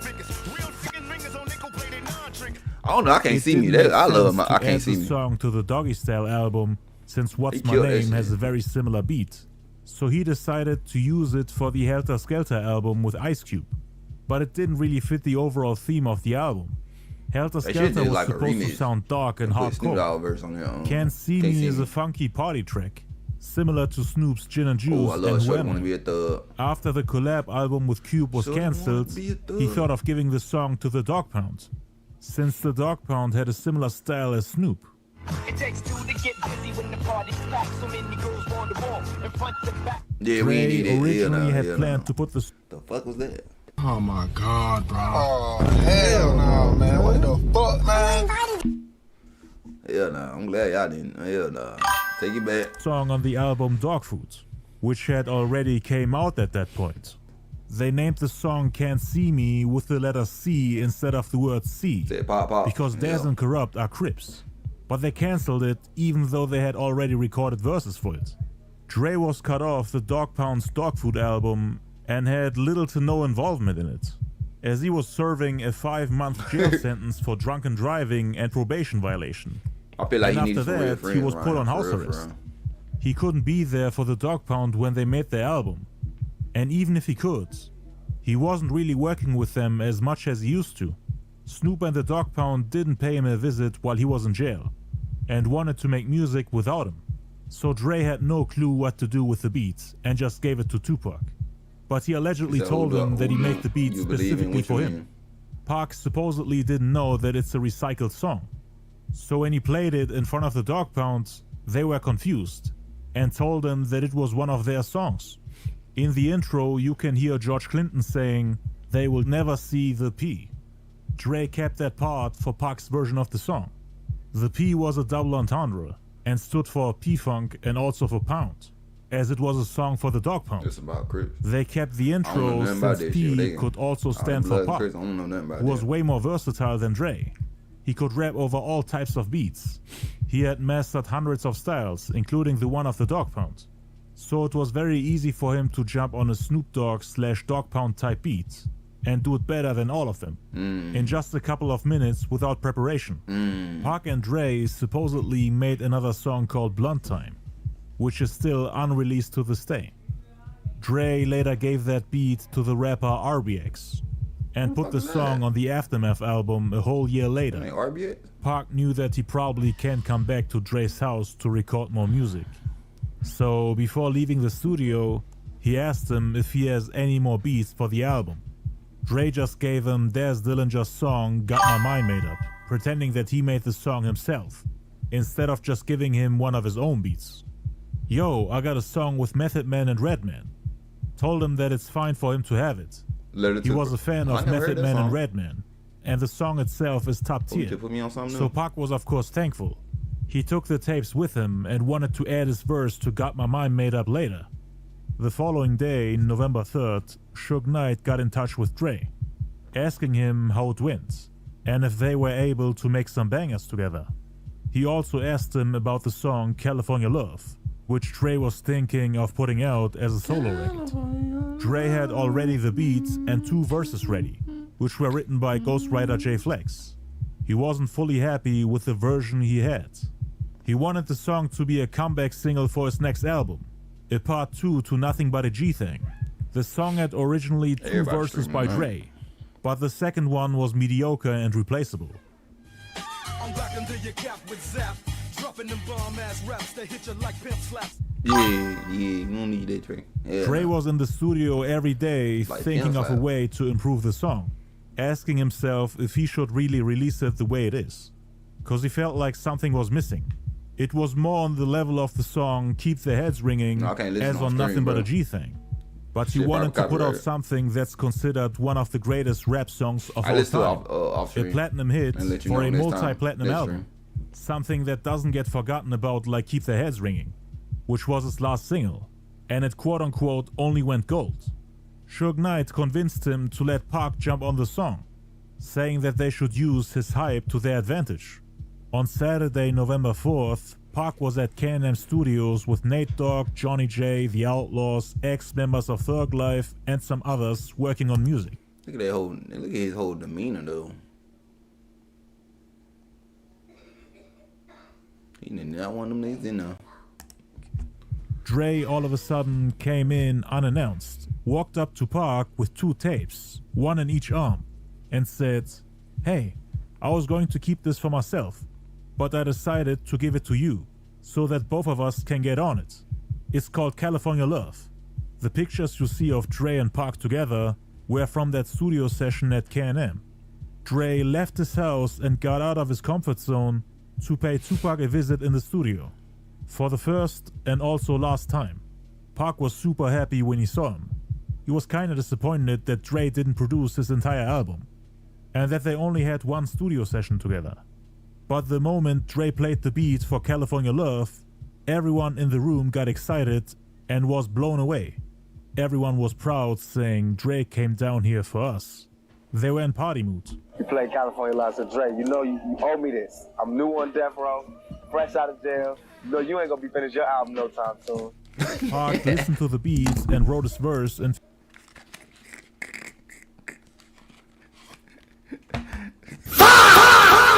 that nigga threw a jab at that motherfucker. Damn. 15 minutes. Dre was really impressed by Pac's rapping skills, his delivery, and how he could outshine him on his own song, even though it only took him a couple of minutes, while he himself needed weeks to perfect the song. Pac's style and energy fit the song perfectly and improved it. It was exactly what Dre was looking for. Only thing he didn't like about Pac was that he brought all his homies with him. They weren't even there to make music. They were just drinking and partying. Dre didn't really feel comfortable in those type of environments. He prefers working alone or in a small group, without having 20 people running around in the studio. According to Michelle A., Dre can't work or focus when having so many strangers around. He didn't even like recording music at K&M Studios with all the other artists on death row. He preferred being around less than a handful of people. That's part of the reason why he got himself a studio in his own house, so that he doesn't have to deal with random people telling him what to do. Dre had also brought the tape for the remix version of California Love, which he had bought from the producers Lay Law and D-Mac. But Dre didn't tell Pac anything about it, so he thought he's getting 2 more Dre tracks for his album, and was excited. But Dre's plan was to only give Pac the remix version, not the original version he produced himself. For All Eyes on Me, they recorded around 46 songs. 27 of those landed on the album, and Dre only produced 1 of them, Can't See Me, which had a beat that's recycled. He didn't even produce it with the intention of... It was 46 songs. You know what I mean? What other songs that? Y'all need to put these... What they be doing with Tupac shit, bro? Put that shit out, twin. God damn. We need a new Tupac album. I know he still got some music. I know it. Of giving it to Tupac. It was an old instrumental that Dre already had in the chamber, and had saved for later. Like explained earlier, California Love was originally supposed to be Dr. Dre's solo. He had no plans of giving that song away. He wanted it for his own album. Dre only gave him the remix, which was produced by Lay Law and D-Mac. Dre only took credit for it, meaning technically he only produced 1 song off the album. I never hung out with Tupac or nothing. For that 1 song I decided I was going to start on my next album, and I did California Love. It was just me on the song originally. I wanted the song to come out right then, but I didn't have a record out. So me and Suge got together and was like, yo, let's put this on Tupac's album, since it's about to come out now. So what I did was take out my second verse and put in Tupac's verse and let him do the ad-libs at the end. Then bam, we do the video. That's how that happened. The part about Dre and Suge agreeing to put the song on Tupac's album came later. At first they just wanted to see if the two have chemistry, and if he can somehow improve Dre's song. Suge had to later drive to Dre's house and convince him to give the song to Tupac, but Suge could only get the remix for him, which Dre didn't even produce. But back to the California Love studio session on Saturday, November 4th. After recording Pac's vocals, they listened to it and agreed that both versions of the song are ready to be mixed and mastered. Dre then told Pac that they're going to shoot the music video for California Love next weekend. Pac was excited for that as well. Him and his homies then left the studio so that Dre can finish the tracks. Dre then decided to take a break and come back a few hours later to finish mixing the songs. But his friends thought that Dre deserves to take the day off, now that they've perfected California Love. So he said, "Yo, let's just block out the studio for the whole weekend." Dre then agreed and they put the tape on the board so that nobody can touch it. They left everything as it is and came back the next day. All of a sudden, some random strangers come into Dre's studio without permission, How you doing, all bro? excited, greeting and hugging him, saying, "Man, glad to be on the same label with you." Right? Dre didn't know what to say and had no clue what was going on. He had a strange look on his face. Suge had started to sign random people to Death Row without Dre's approval. See, I told They you, had an agreement signing that random Dre people would is be the crazy. one See, who he's not signs no good artists, business, man. that Suge would stay out of it. Dre would only work and spend time with people that he himself brought to the label. And so far, he had only signed a small group of people. Dre wouldn't just let anybody in. Suge Knight had no clue about music but would still give people record deals, without talking to someone who can actually tell who has talent and who can benefit the company. His friend then asked him what was wrong, and Dre said, "I don't know if you know how it's set up, but the way it's supposed to be set up, Suge is supposed to take care of the business, and I'm supposed to take care of the creative. Ain't nobody supposed to sign to this company unless I hear him first. I'm trying to keep a certain quality and integrity to our company. Now Suge just signing people, not checking with me. They signing people now." Suge was taking over and violating the agreement. Dre had lost creative control and was obviously upset about it, thinking that Death Row is going downhill. He had already stopped producing beats for other people on the label, because Suge invited other producers to come work with the artists on Death Row, so that they can put out music faster and without Dre's involvement. Because they had wasted a lot of time because of Dre's alcohol addiction and him going to jail. So who you think fault was? Was it Suge fault? Was it Tupac fault? Was it Snoop Dogg fault? Who fault y'all think the end of Death Row? Who fault y'all think it is? Y'all let me know in the comments. Suge, Snoop, Tupac, Dr. Dre. Felt like the company has to be able to make music even if Dre is gone. But Dre only started Death Row because he was promised that he will have full control over the music, so that he gets to decide what the label puts out. But times had changed now, and Dre didn't feel respected or appreciated anymore by Suge. It felt like he got demoted from being the co-owner of the company to one of the many artists on the label, while Suge is on top. Some people think that this was the point where Dre decided that it was best for him to leave the company, although he would still stick around for the next 4 months. On November 9th, which was a day before they started filming the music video for California Love, Suge Knight went to Dre's house to convince him to give the song to Tupac, instead of saving it for Dre's next album, The Chronic 2, A New World.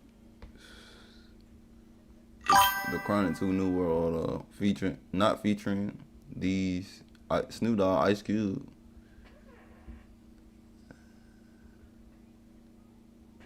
I think I see Daz on there. He said, "Suge, me too." Older, Papa's got a brand new funk.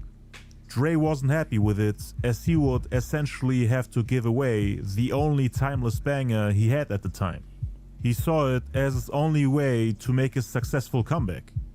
The rest of the songs he had weren't strong enough to put out as singles.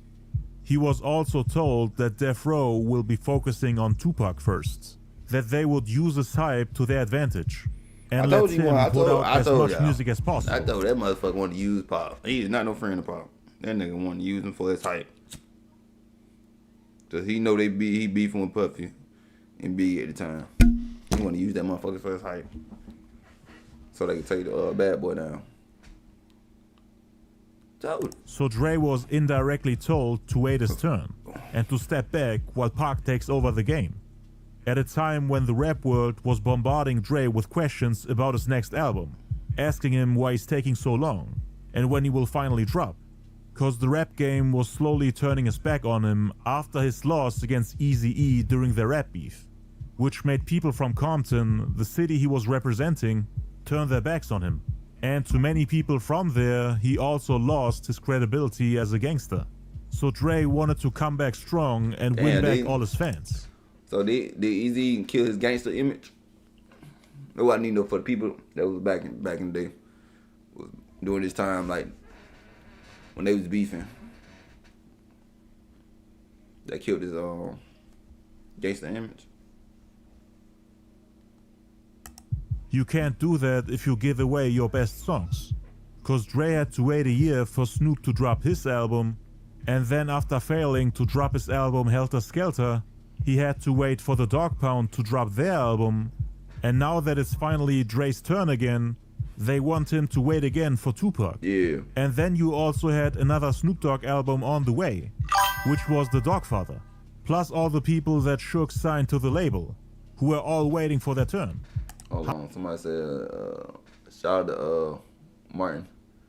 When Dre left, it was just a matter of time before Death Row. So Snoop, Dre corrupt, nigga, said when Dre announced he was leaving, they was going to follow. Oh, really? So when he announced this shit, they said, well, they did like in a magazine or something? You know, they had magazines back in the day when they tell what they was gonna do and shit. Yeah. So y'all think the fall of Death Row is when Dre left? They really sunk Death Row. Damn. I think that too, and Suge breaking all the game members and ends for security and shit. Like, the fuck is you doing? How is Dre supposed to come up with another California Love when he's being told to wait for the others to drop first and is giving away his best songs for their albums? Dre only had a small amount of beats and couldn't afford to give them all away.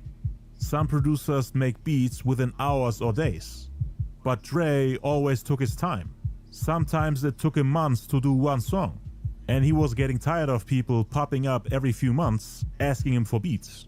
So Dre more or less felt neglected and treated like an unimportant bench warmer, even though it was his own label.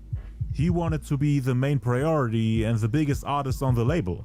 With him giving away California Love, he would once again have to go back and come up with the next game-changing rap anthem to sell the album, before Suge can ask him to give the song to someone else. So basically you telling me he really left because of the damn song, California Love, which Tupac killed that shit. I ain't gonna count. You know what I'm saying? But you couldn't drop your next album. That's what I'm getting right now. It became harder and harder for him to make bangers after giving away all his beats to Snoop for his Doggy Style album. Because Snoop ended up selling twice as much as Dre. And after that, they more or less went their separate ways. Snoop ended up working with Daz instead and didn't pay Dre a visit while he was in jail. So they weren't what's really the reason best between friends. them two beefing? Like, I mean, why they started beefing? I know he didn't come to the Snoop Dogg little case and shit. Well, I'm like, but I think Snoop Dogg didn't go to Dre, come see Dre when he was locked up. So I gotta see if I can find the history on that shit. Dre had no involvement in Snoop's sophomore album Dogfather, and there were no plans of them collaborating again. All the people he made famous weren't helping him with his album. And now Dre was on his own again, working with a small team of lesser-known artists, struggling to come up with an album that's on the level of The Chronic or Doggy Style. He didn't want to make the same mistake again, and neglect his solo career while making others more successful than him. So he told Suge that he's not giving away California Love. The two later came to an agreement that Tupac can have the remix version, and that Dre can keep the original version for his own album, The Chronic 2. They also agreed that they would shoot 2 music videos, the more expensive video for Dre's version and the other for Tupac. But Dre didn't tell Suge that he wasn't the one who actually produced the remix. Suge thought that Pac would at least get a Dre beat, even if it's quote-unquote just a remix version, which Pac thought was produced by Dre. But no, the beat was produced by Lay Law and D-Mac. Dre bought it from them and took credit for it. So technically, Pac only got 1 Dre beat for All Eyes on Me, which is the Dogg Pound song Can't See Me. Dre obviously knew that the remix version is inferior. He didn't want to give Tupac his strongest track at the time.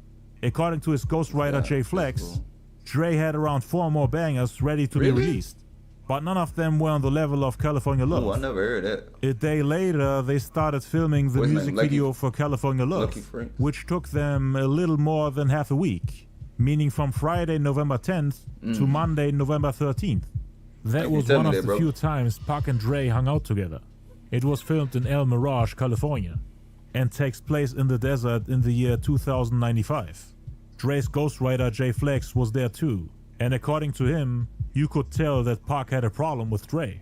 Everybody was drunk and they were hanging out at the set of California Love late at night. Pac talked about all the stuff he went through the past couple of months, and then Dre told him, "We got your back though, Pac," to which Tupac allegedly responded, "Man, you people wouldn't do ish for me." Pac was drunk, so Jay Flex and Dre thought that he was talking nonsense. And they didn't really take it to heart until months later. A camera team then came and Tupac did that scene with Suge Knight where he's counting his money and advertising Death Row.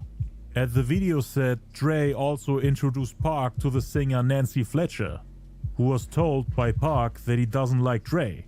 Nancy was shocked because she was Dre's artist and had just met Pac for the first time. She was surprised how he said it to a complete stranger, not knowing if she would keep it to herself. Cause Dre was technically Tupac's boss, the guy who just gave you his best song, California Love. Hold on, never mind. He was signed to Interscope, and they kept getting in. He probably got the masters and shit from Interscope. Suge Knight after he died, I'm thinking. I was about to say, how the fuck he got them still? They was still putting out music from Pac. If he wasn't really signed to Death Row. I forgot Pac was signed Interscope. Still, I think he was still signed to Interscope too. The singer Natasha Walker, who was the one who told Tupac that Dre, Snoop and the Dogg Pound are biting his Thug Style album, confirmed that Tupac never liked Dre, and told Nancy Fletcher that he only pretended to like him for business purposes. Pac always acted like he was cool with him, and he had everybody convinced. There wasn't even much of a beef between them, aside from Dre sabotaging Pac's album Thug Style and then not coming around to help him on All Eyes on Me. 15 days later, on November 28th, Tupac recorded his verse for Got My Mind Made Up, before driving to Compton to film the music video for the remix to California Love with Dr. Dre. Pac brought the tapes to Got My Mind Made Up, which Dez had left at Dre's house, to Can-Am Studios, where all the artists on Death Row, excluding Dr. Dre, would work on music.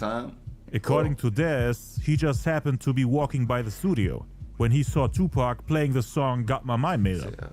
Pac was like, "I got a beat with Method Man and Redman. Dre made it." At least that's what he was told. According to Method Man, Dez and Corrupt had already did their verses before Pac came out of prison. So Pac probably wanted to tell Dez that he's getting on the track too. Dez then said, "That's my beat. I did that." Pac was like, "Wait, that's your ish?" Dez was mad when he saw him with those tapes. Tupac, like me too, bro. That's the only thing I can get close to, like, as far as like Tupac, seeing him on old videos and documentary shit, man.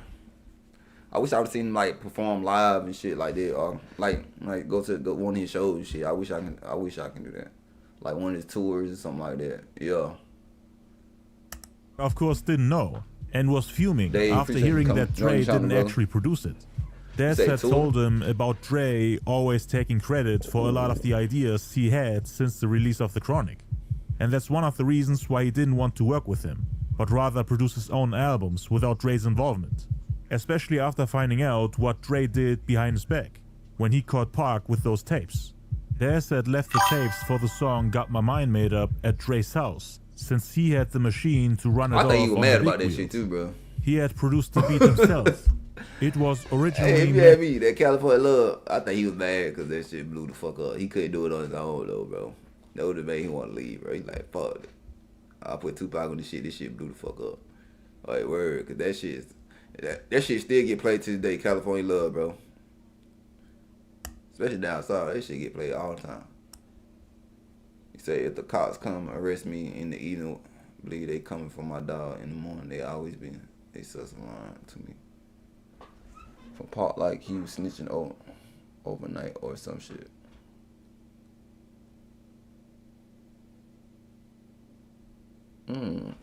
That's interesting. That's interesting to play. He had produced the beat himself. It was originally meant for the debut album Dogg, I think he knew it was going which came out 2 days before Dre gave Tupac those tapes, meaning on October 31st, 1995. The reason why Got My Mind Made Up didn't make the album is because Dez forgot where he left the song. He thought he lost it. Facts. So he was surprised that Tupac had those tapes. Dre had probably given him those tapes, since it was tradition on Death Row that everyone on the label contributes to the next project that's coming out. When Dre made The Chronic, everyone worked on his album. They also did the same for Doggy Style. That's probably why Dre thought that it was okay for him to just give Tupac those tapes, assuming that Dez didn't want to put it out. But Dez wanted to save it for the next Dogg Pound album. Him and Corrupt, along with Method Man, Redman, and Inspector Deck, had rapped over that beat and recorded their vocals. Somehow one of the tapes with Inspector Deck's verse was missing. I got it. Do y'all believe Reggie Wright? If y'all, for y'all that know who Reggie Wright is, do y'all believe what he be saying? I never sat there and watched his interviews. I might have to do that for y'all. I think I'm gonna do that future reaction. My first time reacting to Reggie Wright and see what he got to say. So I gotta still do Tupac cousin. She dropped some new stuff. So they gotta react to that. Then I'm gonna do Tupac brother next. His biology, he said real brother. That's why you didn't hear him on the final product. You could only hear his ad-libs in the outro, which were on one of those tapes. Pac asked Dez why Dre would lie to him, saying that he made the beat and that it's fine for him to take it. According to Dez, that's how the feud between Dre and Pac started. Pac then started rambling about Dre. It blew his mind that he's taking credit for everything, without even doing anything. He was mad that he wasn't coming around, that he's letting everyone else handle the production on All Eyes on Me, while putting his name on it in the end, and getting paid for it. Pac didn't want Dre to be listed as the executive producer for the album, since they recorded all the songs without him, while he's quote-unquote sitting in his mansion all high and mighty, counting his money, calling him a lazy fraud. I believe some of them interviews, they be lying, because I heard they get paid $5K for doing them interviews, so some of them just come up there with a story. You got to at least come up there with a story, you know what I'm saying, to get people clicking it, you know what I'm saying, like clickbait type shit. In my opinion, Reggie, he knows exactly what happened. He probably ain't gonna. He probably scared of Diddy. At this damn point, we probably ain't gonna find really with on to like Diddy pass or some shit. That's what I'm thinking. Dez was cool with Pac getting on the track and putting it on his album, but of course he would have preferred it if it landed on the Dogg Pound album. Pac also found out that Can't See Me was meant for the Dogg Pound as well. So 2 of the songs he got from Dre were meant for the Dogg Pound. And one of them wasn't even produced by him. And Dre also took credit for the California Love remix, which he didn't even produce. His disappointment was immeasurable. He was told that Dre wasn't really involved with the artists on Death Row anymore. That's what made me fall out with Dre. This shit like that, bro. You just like, bro, you could have given him the original song, original beat. Him and Ice Cube, I fell out with the motherfucker. I'll never listen to him again though. Ice Cube got mad over a girl. Sabotage Dear Mama, cause Dear Mama, with the Dear Mama song we hear now, that's not the original version. The original version got the rapper, y'all know the rapper Yo-Yo. She was singing on the shit. Not singing on, but she had a part in it. That's the original version. But she was signed to Ice Cube. Ice Cube got mad over that. Like that shit's corny to me. In my opinion, y'all. He complained about Dre's work ethic, saying that he takes years to do one song. Felt like he's too lazy, just like a lot of the artists on the label. Cause one of the reasons why Pac got signed was to help Death Row to grow. They had been stagnating for years, and were getting left behind by Bad Boy Records, with Biggie taking over, winning all the awards, getting crowned the King of New York, and releasing hit after hit, giving the haters on the East Coast exactly what they want, to prove that their coast is superior. That's what the people on the West Coast wanted to prevent. The East Coast was back on top, while Dre and everyone on Death Row was catching one case after another, partying, smoking weed, chilling, while allowing the enemy to leave them behind. That's how Pac saw it. His work ethic was second to none. He's a real one, the same day he got bailed out. Not in that damn situation. He's not a real one. Get mad over a girl? No, hell no. And sabotage somebody's song like Dear Mama, bro? Nah, that don't make you no real in my opinion, bro. And they had their own, and y'all can go back. Y'all can go to Hip Hop Universe. I'm gonna show y'all Hip Hop Universe. It's he got a documentary on Ice Cube, the history behind Ice Cube and Tupac, why they started beefing. Y'all can go check that out by him.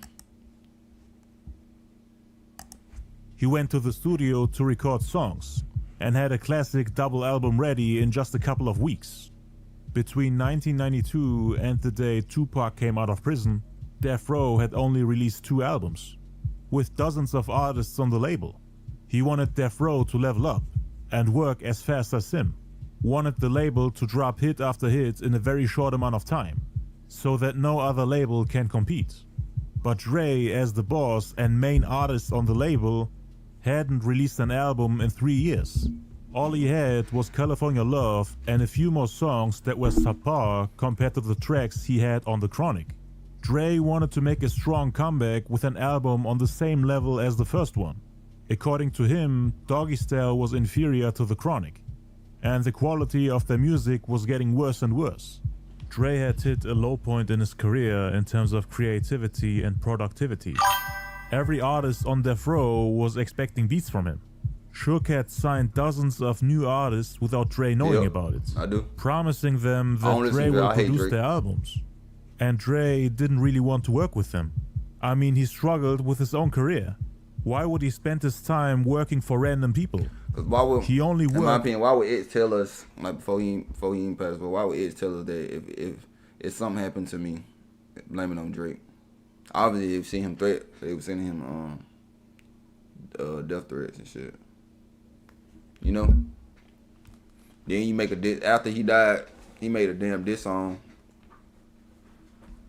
to him, bro. That nigga's lame as hell.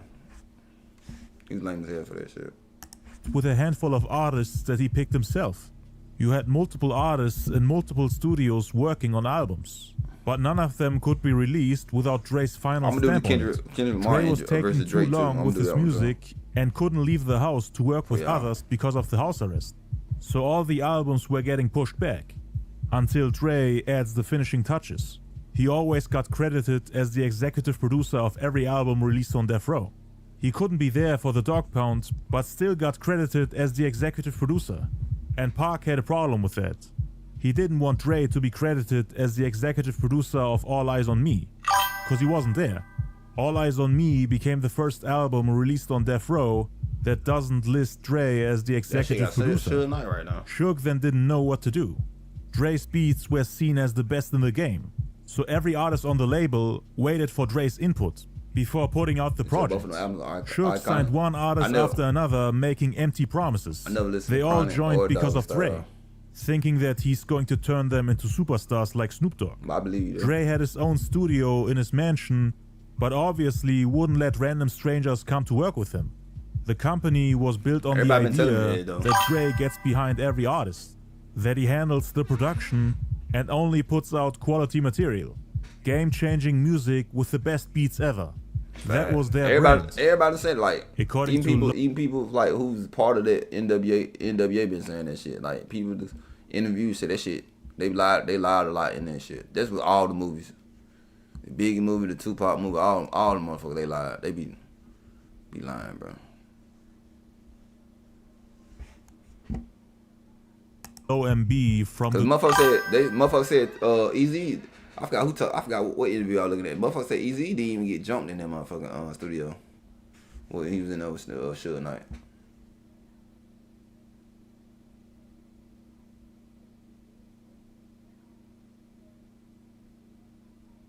Yeah, I like Get Rich Die Trying to, and 8 Mile. I got to learn more Slim Shady though. I mean Eminem. Cause they say he came out. When Eminem came out, like 1990, I think 1997, right? You know, I'm a 90s baby. I was born 91, so I got hip all this shit like old rappers like these and shit to like when I got little in my teens and shit, like late teens. Group OFTB, everybody came for Dre's production and stayed for Daz Dillinger after realizing that Daz is the man. The whole time Pac was wondering why Dre never came to help him with his album, on Amazon? Or at least to give him a little feedback, cause he saw how Dre stole all of Pac's ideas from the Thug Style album and gave it to Snoop.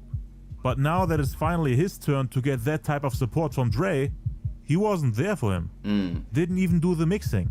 DJ Quick was the one who did that. Didn't hang out with him when he was in the studio making music. Since 1993, he made less than a handful beats that saw the light of day, most of which got co-produced by Sam Snead. Since then, he didn't really make beats for anyone but himself, which made it seem like he didn't really care about any of the artists on the label. So that's why Pac started to feel some type of way about him. He still thought of Death Row as a family, and wanted to show the world that they're the perfect team, even though they weren't really cool with each other. Dre still wanted California Love for himself, so there was a little dispute and argument between Dre and Suge as well, cause Suge was trying to give it to Tupac, who was ranting about Dre all the time. Suge told him to calm down and that he's going to handle it, after Pac expressed his frustration and disappointment. He felt stupid for playing Got My Mind Made Up and Can't See Me in front of thing, like the same thing you just said, brother. I think they did the same thing to what's his name? Craig Matt on Puffy side. Cause he had the same thing. I think they did that to him too. Allegedly. You gotta say allegedly. These days you gotta say allegedly. But that's fucked up, you had to do that shit. Seeing him jump out of his seat in shock, cause Pac wasn't supposed to get those songs. He got fooled by Dre to use those songs behind their backs, even though Daz and Corrupt were his friends. He waited his whole career to be able to work with Dre, and all he gets is 2 Dog Pound songs and a collaboration with Dre that he wants to keep for himself. Suge could totally understand his frustration. He was like the middleman between Dre and Pac. He was trying to keep both sides happy. His partner, the co-founder of Death Row on one side, and the most hyped rapper in the world on the other. Tupac was creating a divide within the label at a time when Dre was really fed up with the company. Pac was not only a hothead, but he also had no patience. He was putting the pressure on Suge to go do something. Dre was his partner for years, so he couldn't just tell him what to do and risk getting the label in trouble.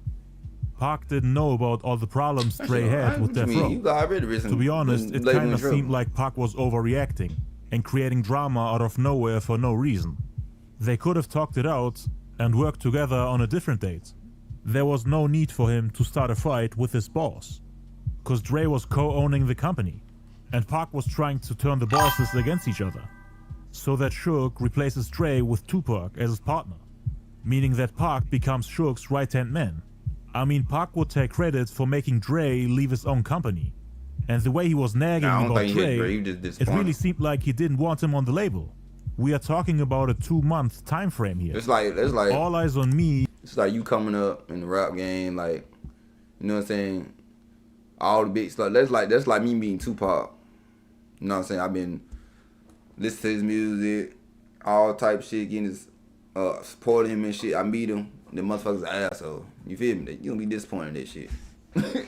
There's like anybody you want to meet, like celebrity wise, you like, yeah. Then you find out they're really asshole. They an asshole. Like, shit fucking disappointing and shit. He was recorded in '95. So just because Dre couldn't be there for you during that short amount of time, doesn't mean that you can treat him like this. He's the co-owner of the company, and you're lucky enough to get bailed out and join the label. He would also start fights with the Dogg Pound and other people on the label. They could have easily worked things out and made more music together. But Pac was really trying to make sure hate Dre, even though the two knew each other for years and made business together way before Suge met Pac. Death Row wouldn't even be what it is without Dre and NWA. But now, here comes a young, hot-headed guy who wants all the attention for himself and creates drama out of nowhere for no reason. Jayla, appreciate you on a label with artists who all sold more than him. Dre and Snoop were bigger than Pac before the release of All Eyes on Me, but Pac was still looking down on people, instead of being grateful that they got him out of prison, when no one else wanted to give him another chance. So yeah, if Pac had a little more patience and was less of a trouble, like you say, he been a fan, like hip hop been saying, he been a fan of NWA since he was with Digital Underground and shit. And to them, they do like shady shit. They do shady shit to him. Like Stop the Dear Mama, Ice Cube did. He did that. And then Dr. Dre don't really want to give you the original beats. Cause he, like you said, he was excited. Like you working with Dr. Dre, anybody gonna be excited. I mean, I'm about to work with Dr. Dre. You know what I'm saying? Then you found out for somebody else, he gave you not even a real beat by him, but it was made by somebody else and shit. That shit is disappointing, bro. That shit gonna make you mad, bro. You gonna feel the type of way about it, motherfucker. You know? Am I wrong or right, shit? Y'all let me know. Maker, him and Dre would have definitely made more music together, and would have probably became great friends. After recording his verse for Got My Mind Made Up on November 28th, have a good night, bro. He drove to Compton to shoot the music video for the California Love remix with Dr. Dre. You know what I mean? From the outside, it seemed like Dre and Pac were homeboys, but behind the scenes they had arguments and disagreements, which they were trying to hide from the public, to keep the image and illusion of Death Row being a family alive. Cause Pac confronted Dre about the Got My Mind Made Up beat that same day. They had a little argument, but Pac wasn't really able to solve the issue as they were about to shoot the music video together, in which they tried to make it seem like Dre and Pac are best friends, partying, celebrating, and smiling for the cameras. According to Suge Knight, both Pac and Dre hated each other. Dre didn't want Pac to come to his house and had no further plans of working with him. Shout out to you, bro. Shout out to the channel. Appreciate that, brother. With him. Pac didn't want to work with him either. He came only to his house once and then never again. On December 3rd, the single California Love finally comes out, but Dre is listed as the feature guest. This wasn't what him and Suge had agreed on.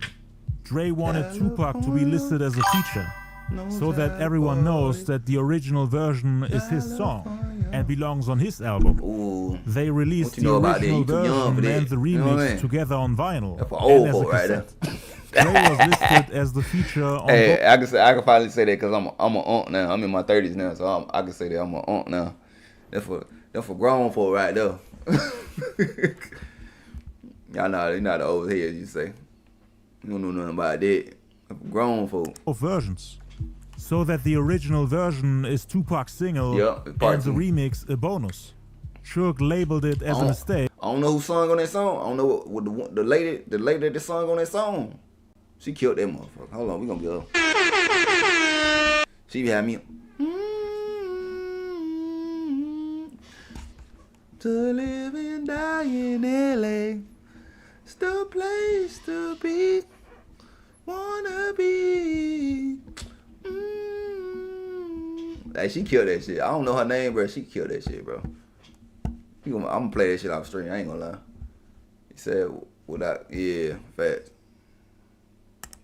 But he might have done it on purpose, telling him, oh shit, my bad, y'all, that it's not a big deal and that he still can put it on his album The Chronic 2, with Pac listed as the feature, and that only and the and remix one thing, version. another thing, I'm sorry I keep stopping y'all, but another thing I love about that video, he showed love to everybody on that fucking song, to the black people, not Spanish people. He showed love to everybody in there, man. He had the kids in that video.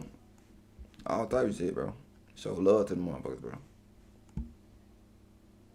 Will appear on the All Eyes on Me album. Well, Dre said fine, and that was that. But Lay Law then called Dre and asked him why he ain't credited as the producer on the remix, cause Dre was listed as the producer of both versions. He then told him that Suge messed it up, and that he gave him credits for the remix. Lay Law then called Suge and he said, Dre never gave me the credits, Law, meaning that it was Dre who messed it up. Yeah, he showed it. They were blame shifting. So there was a lot of miscommunication. Nobody really understood what was going on. Lay Law then called Pac to inform him about not getting credited for the remix. And Pac told him that he wants to leave Death Row. He was fed up. Pac once again found out that Dre took credit for work that other people did. According to Death Row head of security Reggie Wright, Pac complained to Suge that Dre is always taking credit for work he didn't do, that he's not around when everyone is making music, and Suge ended up taking Pac's side, even though he always respected Dre and had a great relationship with him. It wasn't the type of atmosphere that Pac had envisioned before joining the label. He thought that everyone on the label would work together as a team, so that they can take over the game and outshine the East Coast. He wanted to give Death Row the necessary push to double and triple their efforts, so that they can maximize their musical output and dominate the charts. When he joined the family, everything was disorganized. There was no discipline or real motivation. Everyone was just partying, smoking weed, getting drunk and enjoying life, while being too lazy to get things done. How can you have over a dozen artists on the label and only drop 3 albums within 4 years? Damn. How can you call yourself the #1 label when you release less music than all the other companies? Tupac alone between 92 and 95 had worked on more albums than the entire Death Row family combined. His work ethic. Give me a hell yeah! I got my boy two on. Give me a hell yeah! And discipline really opened their eyes and pushed them to work harder.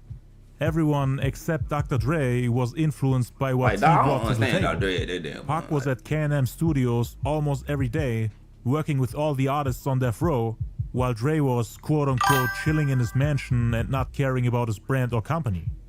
Then on December 7th, Pac and everyone from Death Row went to Snoop Dogg's murder trial. Pac was wondering why Dre didn't show up. Suge Knight would always invite the entire Death Row family to come. And to prove their loyalty, everyone would always attend, excluding Dr. Dre.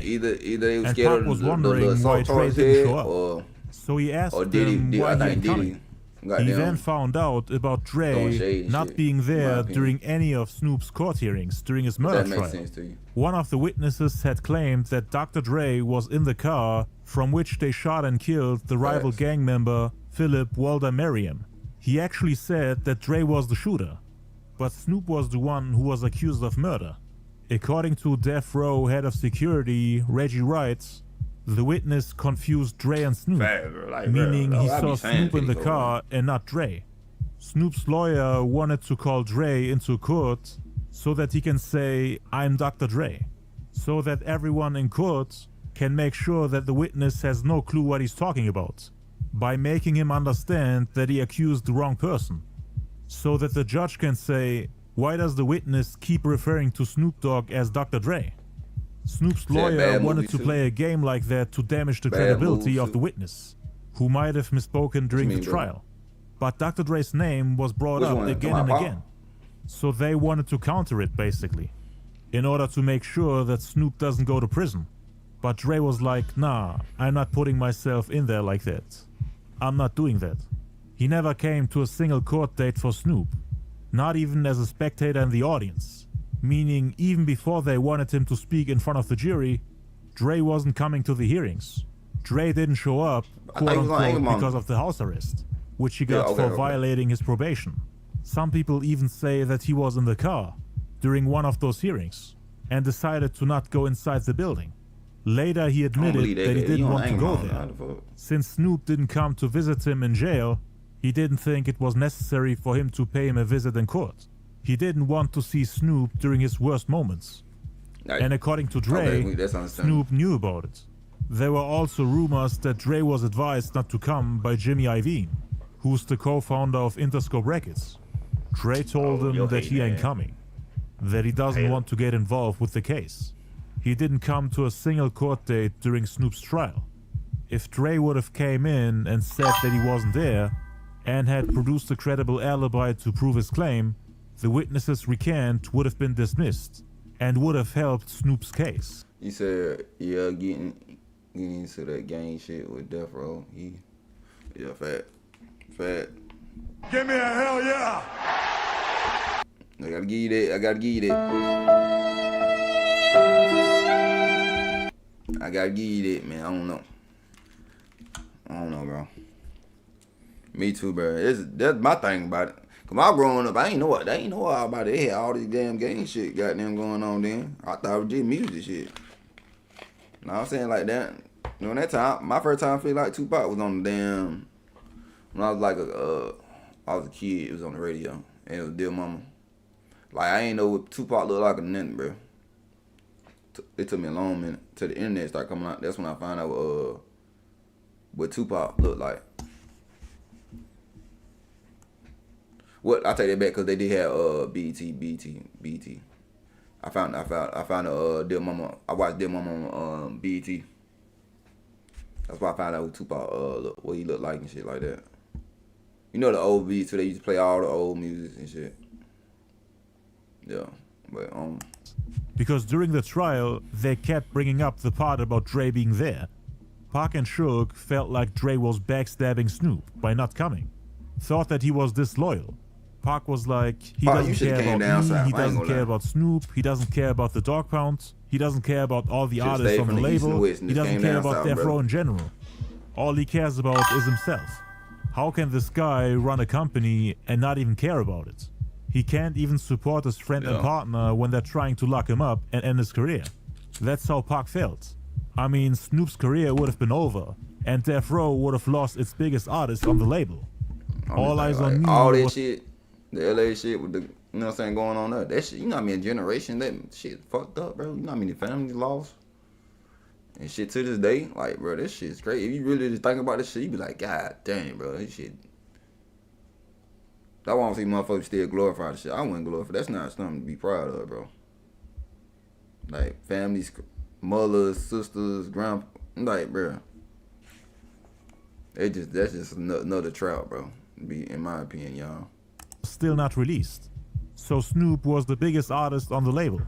And he helped Dre to get back on his feet after leaving NWA. According to Pac, Dre would have fallen off. It's okay when you're young. When you're young, it's okay. Yeah, you on the gangster stuff. But when you get older, when you get adult, oh yeah, it's that everything changed, bro. Bills, all types of shit. You got these folks ain't playing with you no more. Y'all getting locked up when y'all young. Shit, you get 18 and older. Oh yeah, it's over for you, boy. Whole life you messed up. Jumping Orlando over someone else. Just show how loyalty that was, that bad move. Yeah. I forgot the dude's name that whispered, he whispered and talked. They say Tupac overheard what he said that Orlando was over there. Or then there's another, I heard somebody say he whispered in Pac ear that the dude that won the Death Row change. You know what I'm saying? Well, like, I don't know too. I can't defend Pac on that shit. I don't know, bro. I wish he would have never instigated that shit. And Death Row wouldn't be where it is without the help of Snoop. when Ice Cube destroyed NWA with Gang no was Vaseline, always like that. I and don't when know where Eazy-E destroyed Dre's image and Drop off reputation gang? with real Compton CDGs, Snoop was there to help him. And Pac got really pissed Yeah, you about right how about that, Dre brother. didn't even care about Snoop shivering in court, praying and fearing for his life, knowing that losing Snoop would negatively affect the company. But Suge once again told Pac to calm down and forget about it. 8 days later, on December 15th, Dre and Pac attended the Death Row Christmas party in the Hollywood Hills. The two can be seen in pictures and video footage. Everyone was in good mood. There's also footage of Dre hanging out with Michelle A. You can hear him call her his girl for life.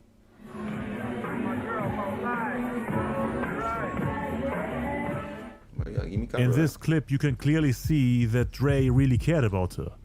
The two were still a couple by the end of '95 and still planned to get married. Dre didn't hear about Michelle A's relationship with Suge until early '96. Dre had stopped abusing Michelle A, and their relationship had actually improved. December 15th was also the day the incident happened where Tupac, Suge, and members of the Mob Piru made record promoter Mark Anthony Bell drink Suge's urine after refusing to tell them the location of Puff Daddy's mansion. This happened at the same Christmas party where you can see Pac and Dre all happy and cheerful on photos and in video clips. The promoter was beaten up and tortured while he got questioned. That shit was a setup, bro. I'm trying to think. He the only one that got charged for this shit. You know what I'm saying? That and the goddamn the weapons, Biggie, and Haitian Jack, guns and shit. Like, bro, that shit was set up, bro. Bro, for real, bro. That shit didn't happen, bro. He probably would never went to Death Row. Right, for real. I think he still would win at Biggie though. But according to him, Dre was there too, but didn't do anything. The people from Death Row wanted to confront Puffy after Suge's friend Big Jake was shot and killed by one of Puffy's friends. I covered the shooting and the incident with Mark Bell in detail in my video, The Reason Why Puffy Killed Tupac. Make sure to check it out.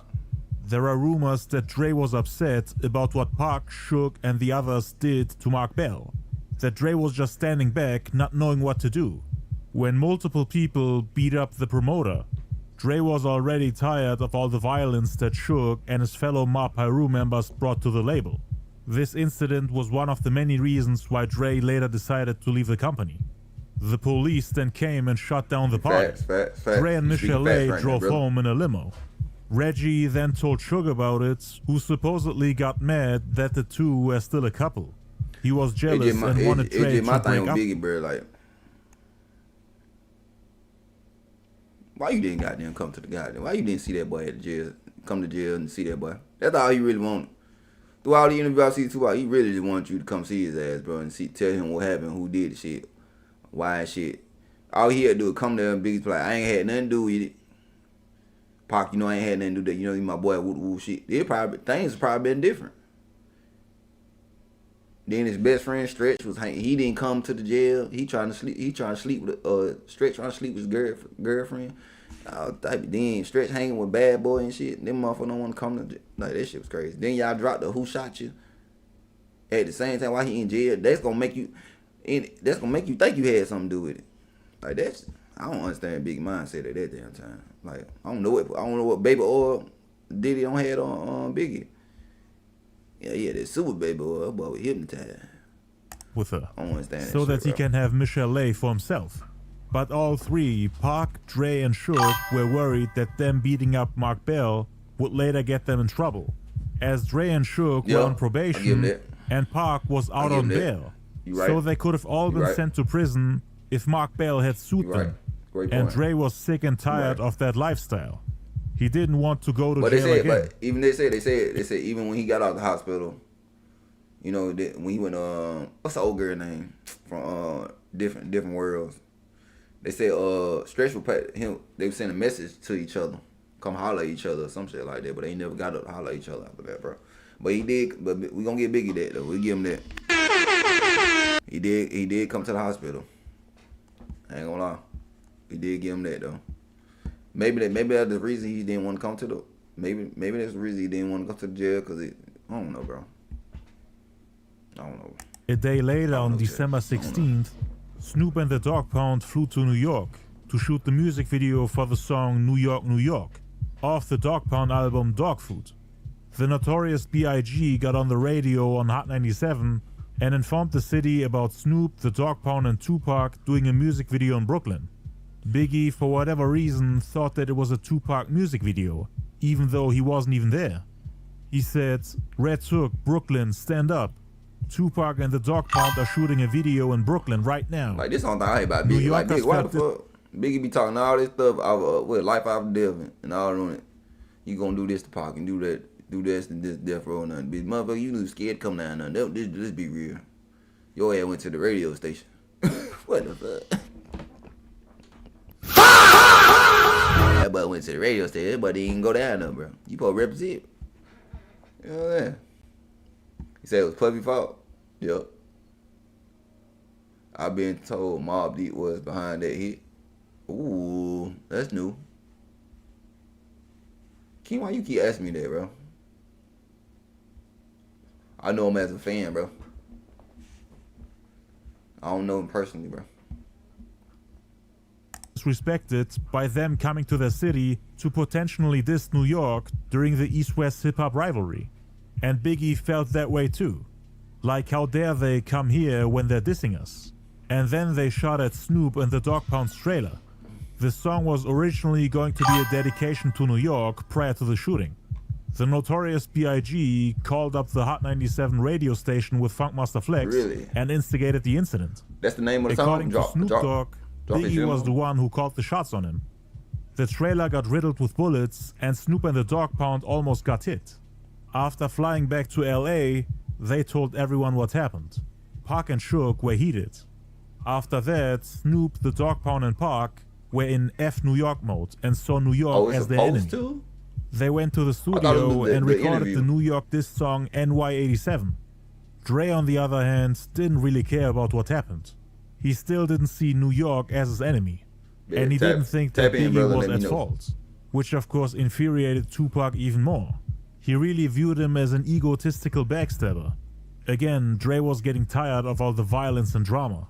He wanted to focus on business and collaborate with artists on the East Coast, which Pac of course had a problem with, because at that point in time he was ready to attack any rapper from New York. Dre's team, meaning Sam Snead, J Flex and the group Street Scholars, felt the same way as Dre and viewed the East Coast as their allies, but they were really the only ones on the entire label, so they became outsiders.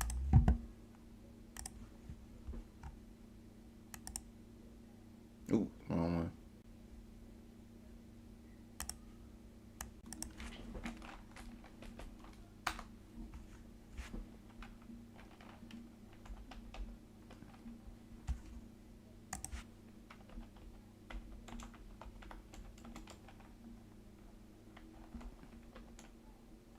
Let's go dropping jump.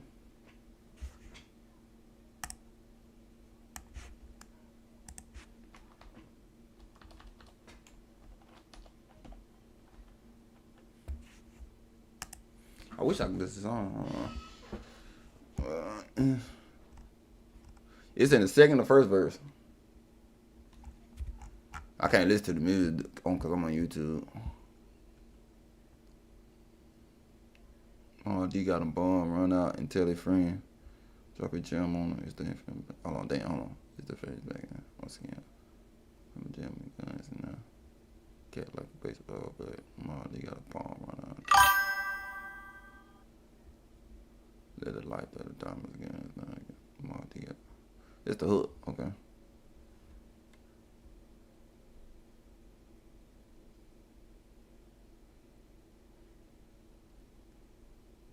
You say, I can tell you you're a rare part. This is, what you mean by that?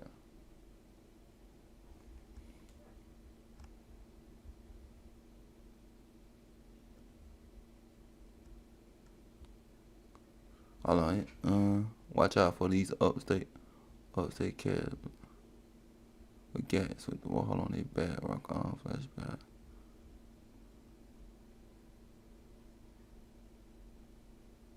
Hold on, bottom line on top. As soon as you come through, shot flew. Don't even know the half of my crew. Hold on, this one. I had the whole New York State aiming at your face at the gate. Bottom line off top. As soon as you come through, shots flew. Don't even know the half of my crew. Strong arm niggas ready to rock your shit. Tight your days, your number. Ooh. That's gotta be this right there, right?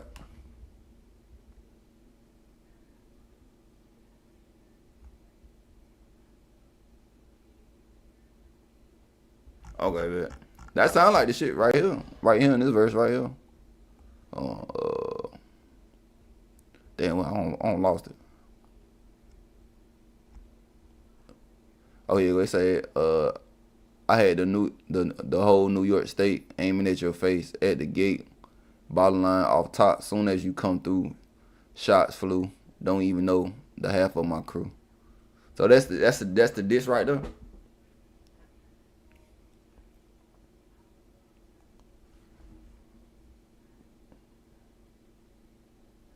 Yep, I will. I bought 91.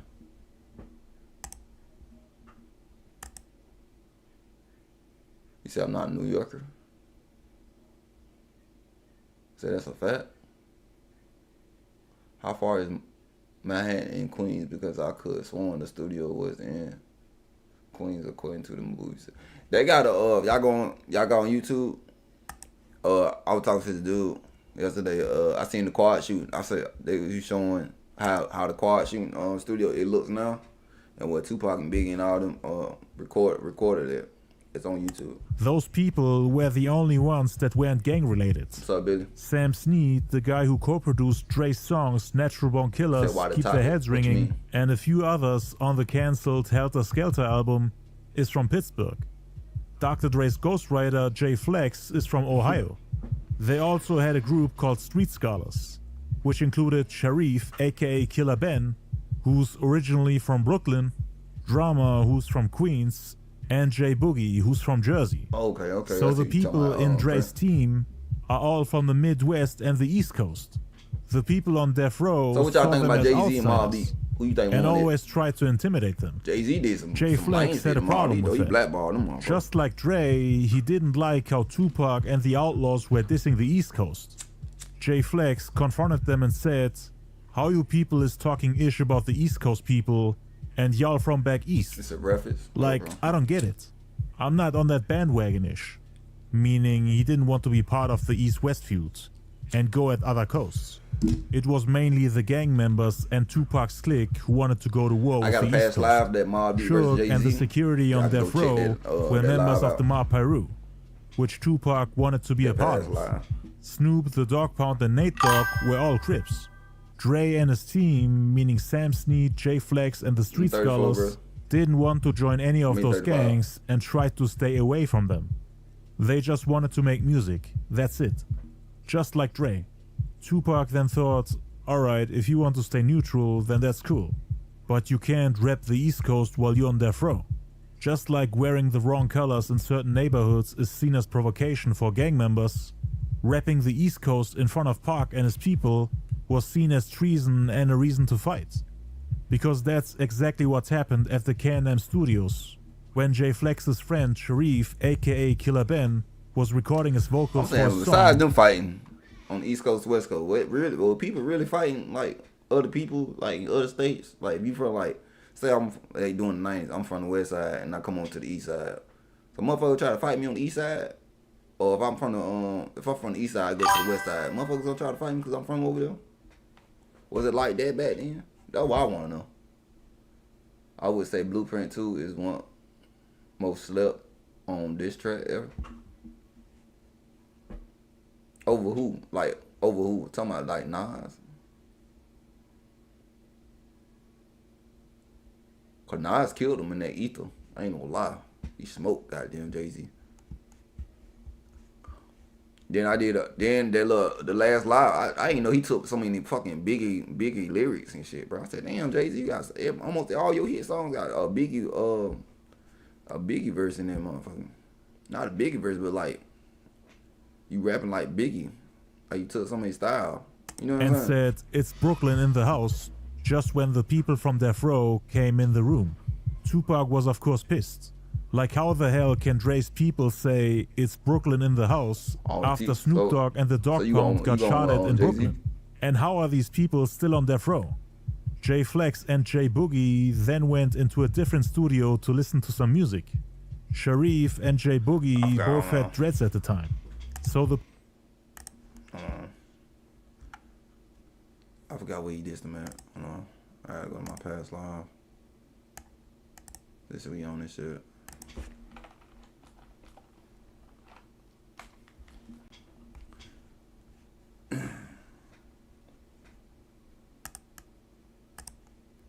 I forgot the song. I forgot the real song he dissed him on. Where is that? When I did Mobb Deep. Here you go. By the Dogg Pound, a rap group that was Death Row Records on the West Coast. And now they're disrespecting... And they was going at Nas, they was going at Jay, they was going at Mobb Deep. You know what I'm saying? You know what I'm saying? We could have got bodied in Cali. Some Cali niggas ain't playing something, you know what I'm saying? Like, we ain't want to see all this. God damn. I forgot about this. This was obviously done to emasculate the opponent. Most of the time, that's the main... I gotta look at that shit. That shit was funny as hell. Language, what the drilling with that, though? Oh, that's the song he did Jay-Z on. Making fun of his voluptuous lips, just like Nas and Cameron did later on their Jay-Z diss track. Oh, that was Nas diss Jay-Z. Oh, he motherfucker funny as hell. You say you grew up in Brooklyn. Because everyone was making fun of it, saying that his lips are bigger than the ones of... Now you ain't hit. Come on now. Oh my God, bro. Oh hell no, man. What the fuck, man? Get your ass.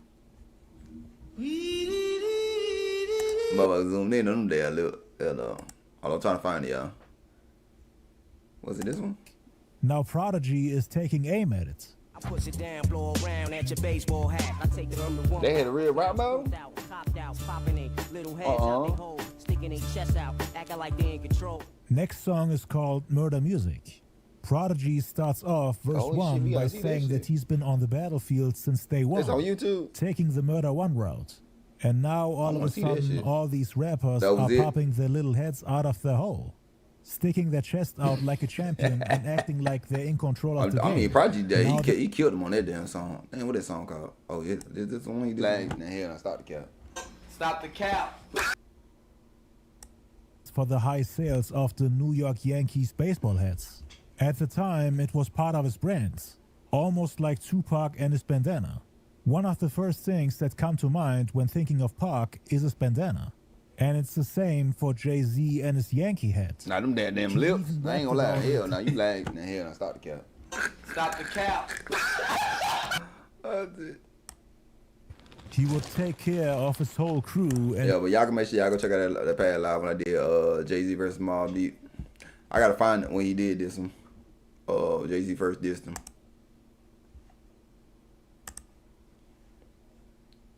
People from Pac's camp who saw him told everybody that Yo, a guy from Larry, Dre's what's up, camp brother? said, You been at, bro? It's Brooklyn in the house. Anywhere. Tupac then wanted his outlaws to go beat them up. Pac told the outlaws, these New York dudes are talking slick. They're in the other studio. He wanted them to go jump them. The outlaws then went to the other studio. I listened to the whole, when I did that live, I listened to Project. Only thing I hate about Project, he had killed him with that song though. He killed Jay-Z. Only thing, he just killed every song he was making was like, he was on some Tupac shit. Like almost every song he was making was a diss on Jay-Z. You know what I'm saying? He wasn't going back to the music trying to do hits, you feel me? If that makes sense. Then him and old dude fell out from the other Mobb Deep, remember? I said, damn. And Napoleon started beating on J Boogie, thinking that it's Sharif, the guy who actually said it's Brooklyn in the house. J Flex, who was sitting right next to J Boogie, was like, "Oh, hell no." He jumped up and tried to fight the Outlaws. Big Sykes then went at J Flex and managed to overpower him. They were clearly outnumbered and more members of the Outlaws came in. J Boogie somehow managed to fight his way out of the room. J Flex, on the other hand, was getting punched in the head from all directions. The producer Butter, who later left Death Row to produce the Aftermath album with Dre, then tried to help J Flex, but was held back by Tupac saying, "Don't get in it, homie, don't get in it." J Flex then saw Pac and wanted to fight him. Then the security came in and the Outlaws ran out. J Flex then went outside and made it to the parking lot. Suge Knight then ran to him and asked, "What the F happened?" To which J Flex responded, "I don't know, man, but then people just jumped me. But you can bring all them people out one at a time." My past live. Y'all can go on my lives and see it. The Untold Story of Jay-Z and Mobb Deep. Oh, y'all can go on Hip Hop Universe and find it. That's when I did. That's when I learned this live. I learned Ether, cause I never listened to Ether by Nas and shit. And that shit was fucking dope.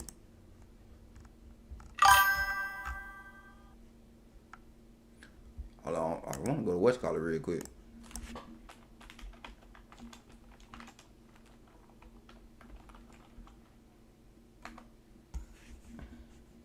What shit?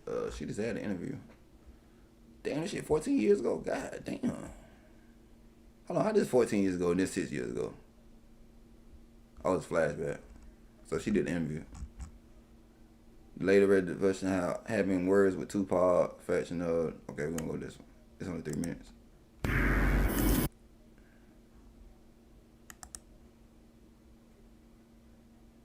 You think so? Goddamn Baby D. Said, how? What was the effect of Death Row when Tupac joined? Okay. How did things change? Things, in my opinion, changed. It was a little more friction to me. Because Pac was adamant about his beliefs and adamant about who things he felt and who he felt did wronged him and things of that nature. I don't know if everybody felt that way. Well, I'm gonna speak for me. I can't speak for anybody else, but I didn't share those same thoughts. So he definitely was riled up about some people and wanted everybody to be riled up with him. Me and him didn't see eye to eye on that, and but he calmed down after a while, but I guess after a while it was too late because you know what happened. So, but he came in. He definitely was a burst of energy.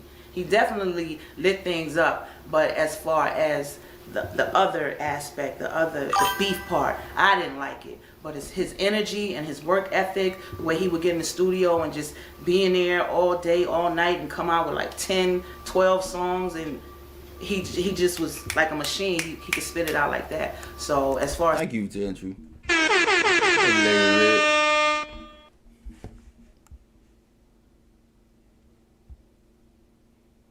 Me either, bro. I don't want to say how people say he was #1, bro. Like, when I was growing up as a kid, they was like, you know what I'm saying? You know, he had radio, internet shit like that. They said Jay-Z was the king of New York. They said Jay-Z was the best rapper of everybody. His energy and that aspect was great. As far as the other thing, the beef, I wasn't feeling it. And what's your most vivid memory of Tupac? Well, my most vivid memory was me and him. We had an altercation, and we had a couple altercations.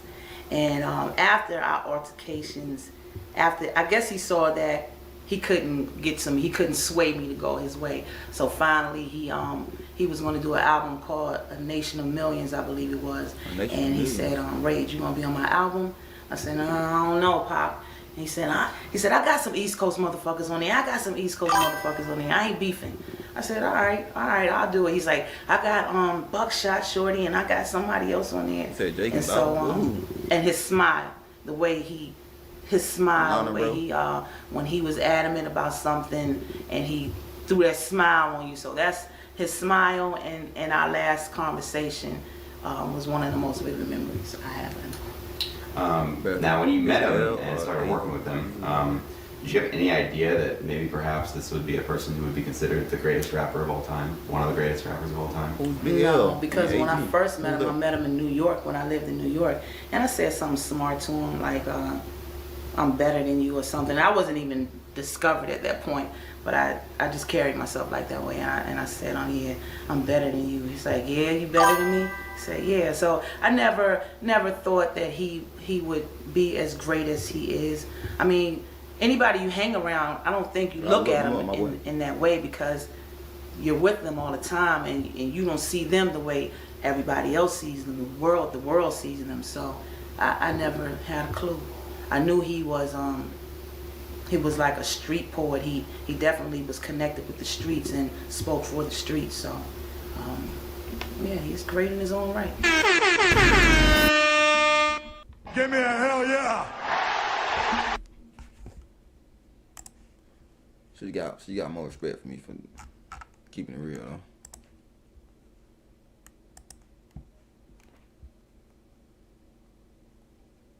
No competition. Better, bigger L, but I am from Izzy, so play. On side. And we can get down. Part 2. Suge wanted to iron things out, but J Flex didn't want to have anything to do with them anymore. That was actually the last time he saw Tupac. Him and the others informed Dre about it, saying it ain't about the music anymore, and that things are getting out of control. That they can't even work on music without having to worry about getting into fights with the rest of the people from Death Row. Dre was getting more and more annoyed with the label, cause this was now the second ghostwriter leaving Death Row. Dre can't make music without ghostwriters.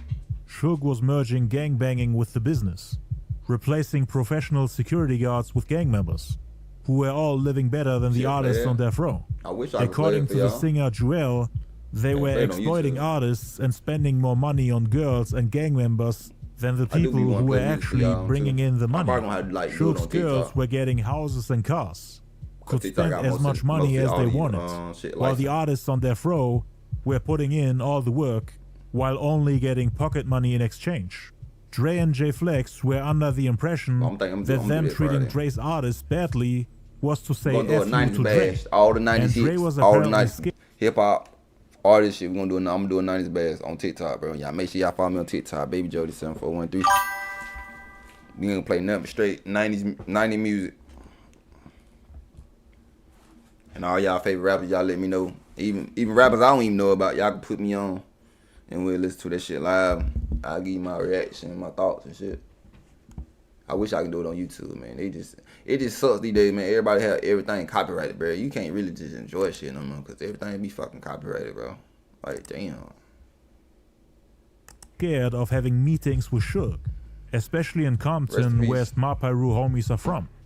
On December 19th, him and Pac did an interview together on MTV with Bill Bellamy, and were asked about the song California Love, the work Dre did for Tupac's upcoming album I'm glad they can make you feel like that, and overall about their relationship. And you could just see by Tupac's body language how uncomfortable he felt when Dre came in.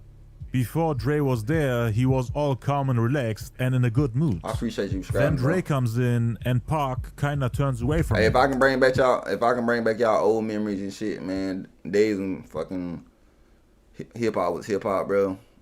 Yeah, I did my job today. That's all there, bro. Reminiscing, bro, cause I miss music like this though, bro.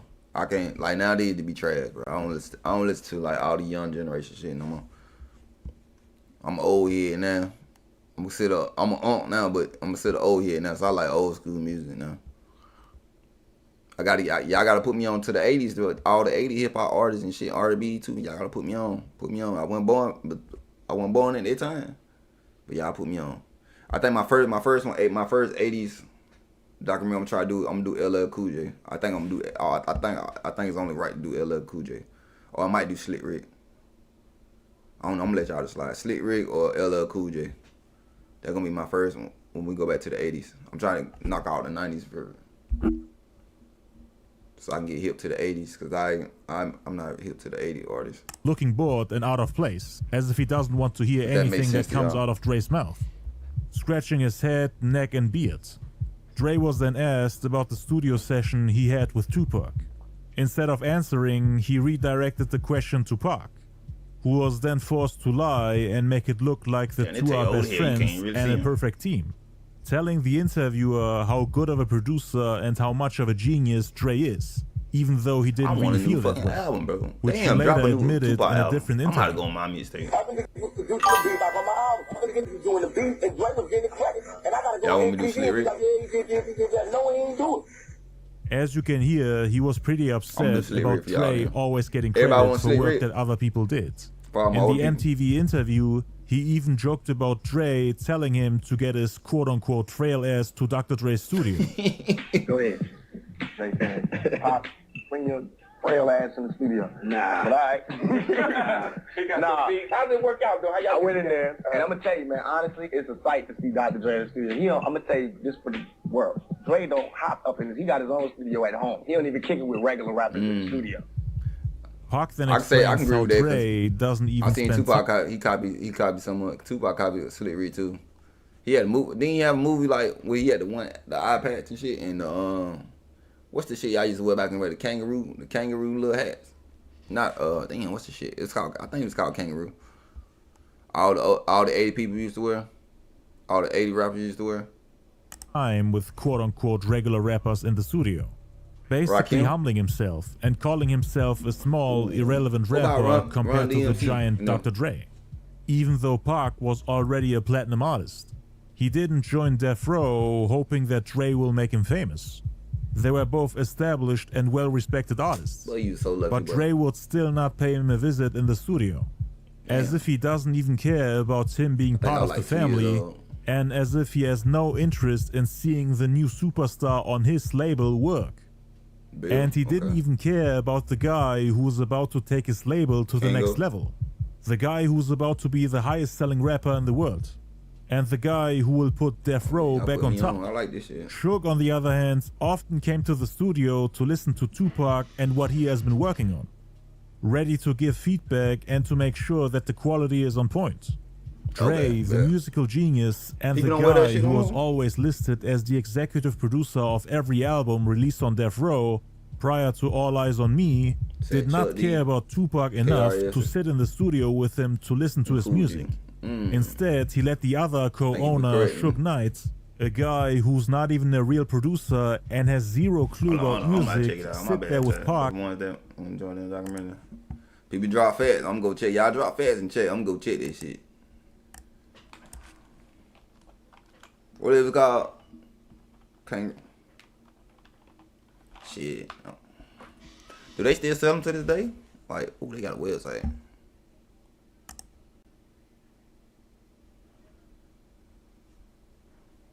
I ain't $50 on it. Yeah, okay. Okay, I'm gonna have to order some. I'm gonna order some and them come here.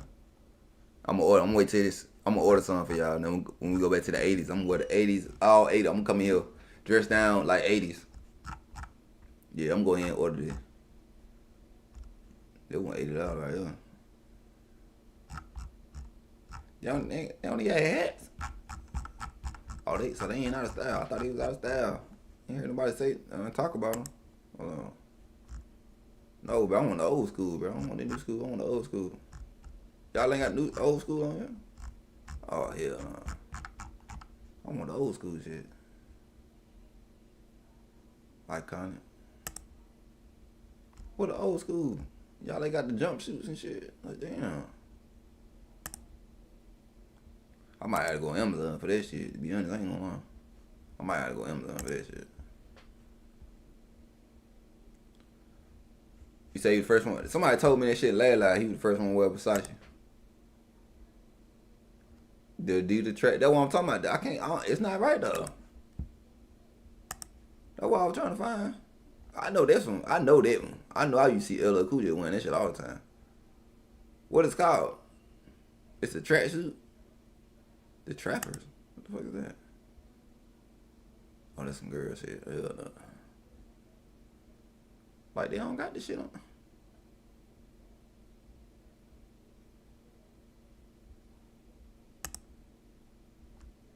Yeah, I might have to go to Amazon.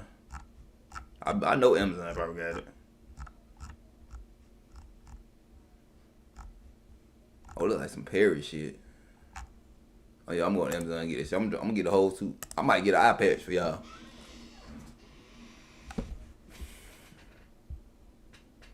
He said that's a nasty get up.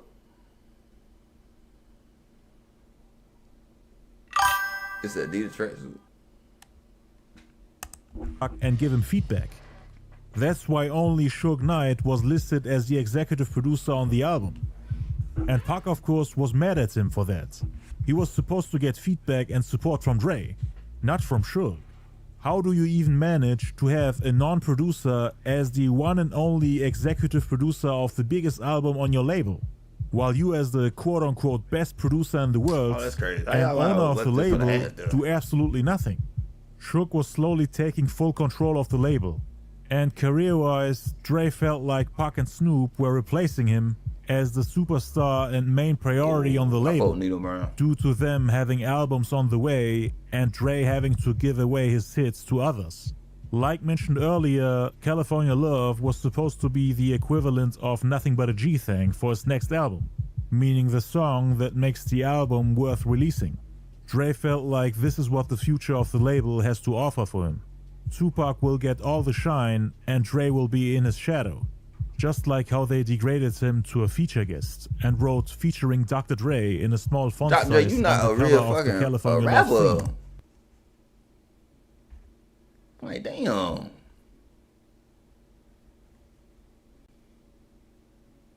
Which has Tupac's gigantic logo on it. The release of California Love only benefited Tupac, cause his album came out 2 months later, while Dre is supposed to wait until the end of '96. But then he would put an old song that everyone already knows about on his album, when all the hype dies down and people don't view California Love as the main selling point of the album. So the best song on the album is something that's already off the charts, something that the people already got tired of, cause they're expecting something new on that level. The song already came out as a single and then on Pac's album, so why would we want to hear it a third time a year later? Tupac had completely ruined Dre's comeback, and now he's going to outshine him for the entirety of '96. While Suge will most likely ask Dre again to give away some of his bangers, just because Tupac is the biggest thing in hip-hop right now. Cause think about it, Pac is in the studio recording almost a handful bangers a day, while Dre is forced to make songs at home at a very slow pace. I heard. Since he doesn't like going to K&M Studios anymore because of the heavy gang presence, and Suge scaring away all the people that Dre wants to work with. And by the time he finally has a hit, Suge tries to convince him to give the song to someone else. Before that, Dre was in control of who gets what, and in which direction the label should go. But now it was Suge who was in control of everything. He made the decisions on when and where to spend money, who to sign, who to beef with, who and what to prioritize, who to promote, etc. Dre also felt like Suge was corrupt, financially dishonest, and out of control. And now with Pac becoming Suge's right-hand man... He had a good point when you just said that. I believe that shit too. I believe that shit too. Dre thought that things would only go downhill from here, since both Suge and Pac are like-minded troublemakers and hotheads. There was no voice of reason there to stop them. Dre was seen and treated like the odd guy, quote-unquote sitting in his mansion all day, all lazy doing nothing, when everyone else is in war mode. Pac was frustrated with Bad Boy Entertainment putting the East Coast back on top due to the artists on death row being so lazy and slow that they got left behind and lost their position in the game. Pac always complained that Dre needs a whole year to make one song. He thought that it's only a matter of time until Death Row becomes obsolete and left behind by other companies if everyone continues to adapt to Dre's pace. The reason why it took Dre so long to make one song, according to Snoop, was because of how Suge changed the atmosphere at Death Row, and because of how he was getting thugs out of jail and giving them jobs at the company. People were getting beaten up in the studio, regardless of how important they were to Dre. Cause Dre in '95 needed writers, co- and ghost producers and his team to make music.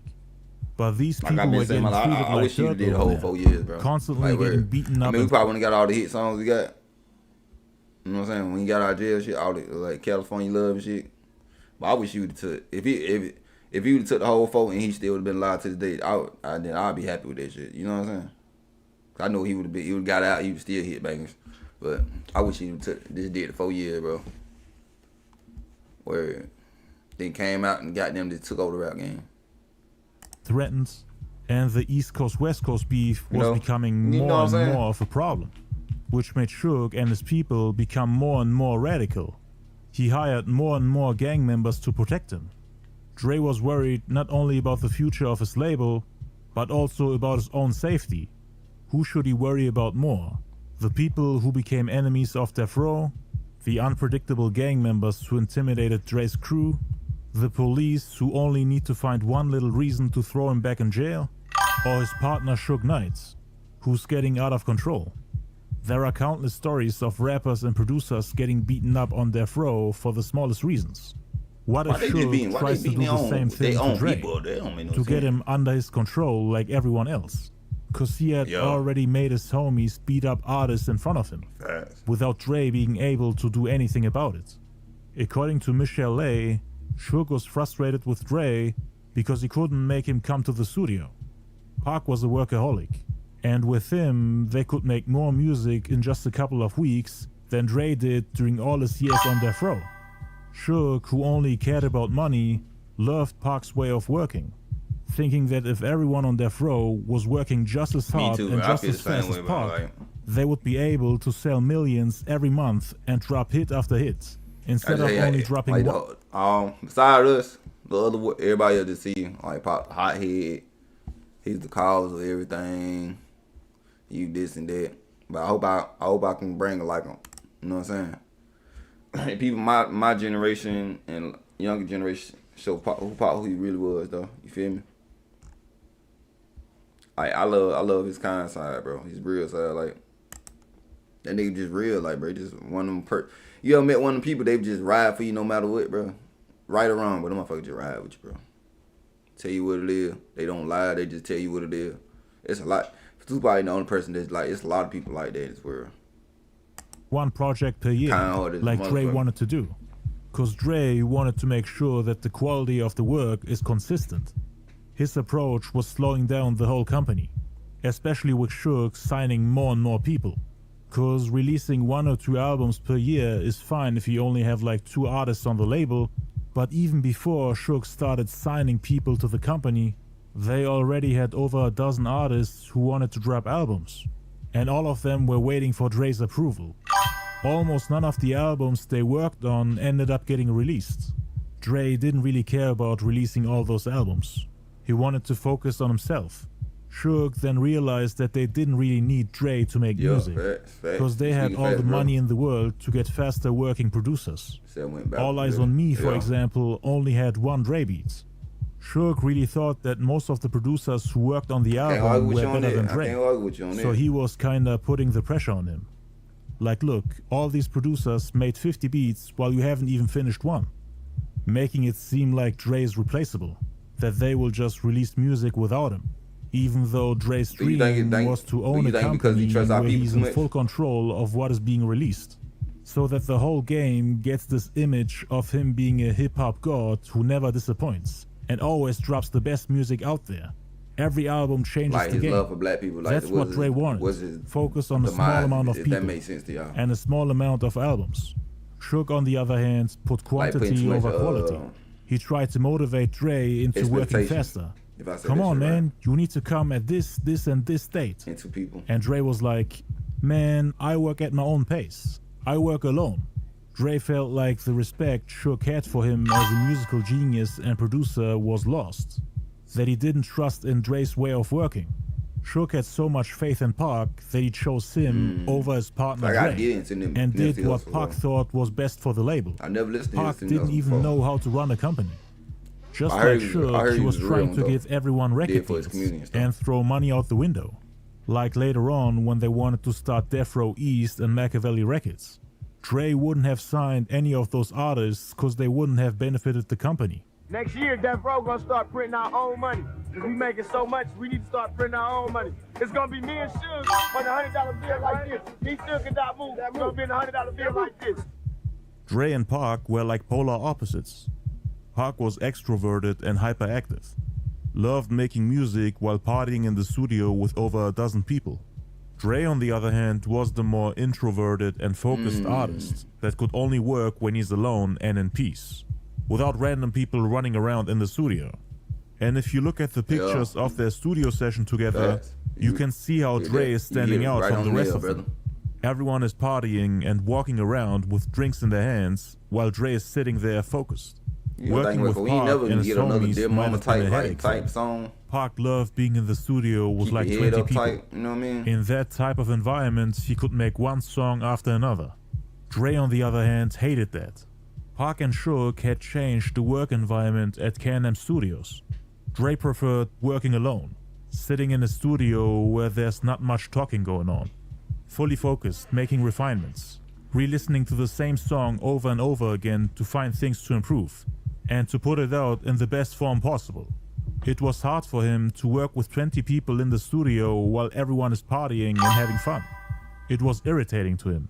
Random people walking in and out the studio while Dre's trying to work. That's why he preferred working at home, where he's in full control of who can come to visit him, over working at K&M Studios.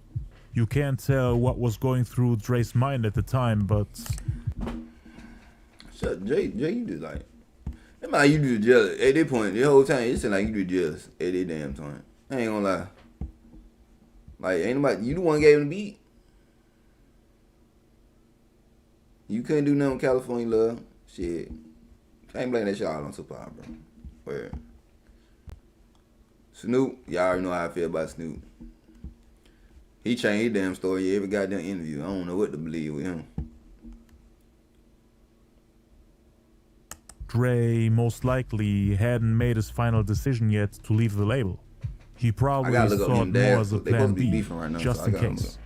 But back then, he had informed Jimmy Iovine, the president of Interscope Records, about it, who at the time tried to do everything he could to prevent the falling out between Dre and Suge.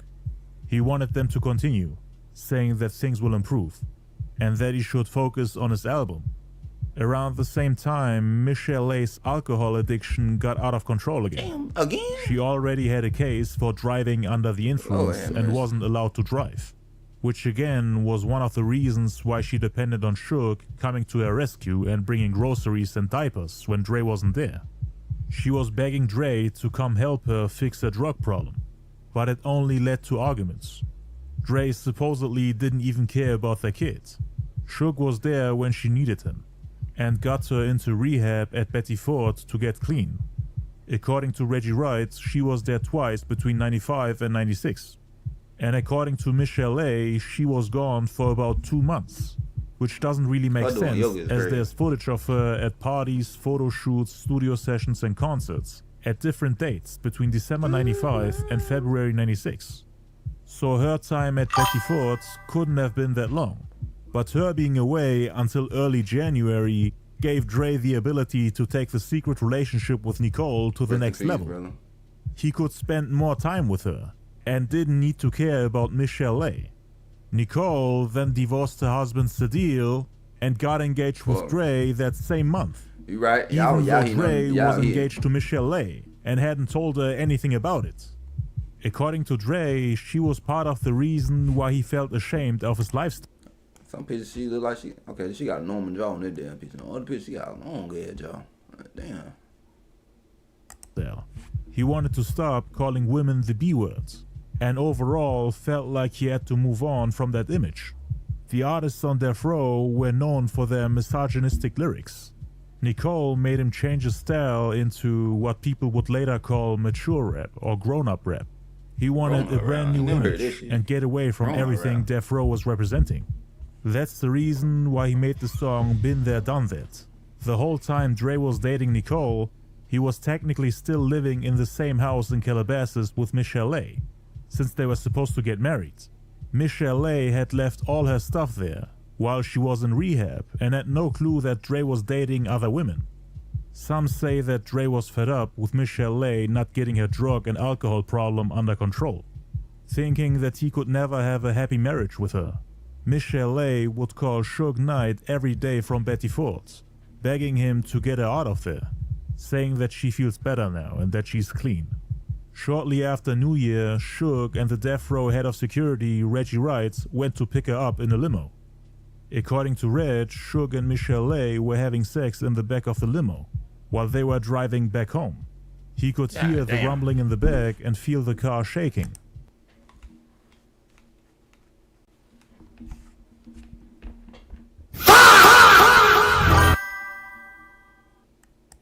Dre didn't know about any of it.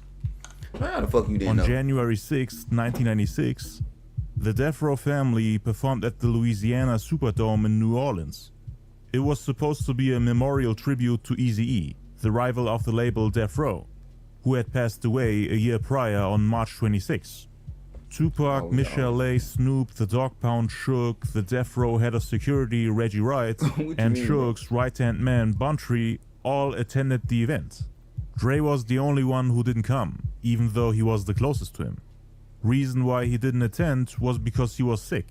Suge, Reggie, Michelle and Buntry decided to fly back home early by taking a private jet, leaving back Pac, Snoop and the Dogg Pound.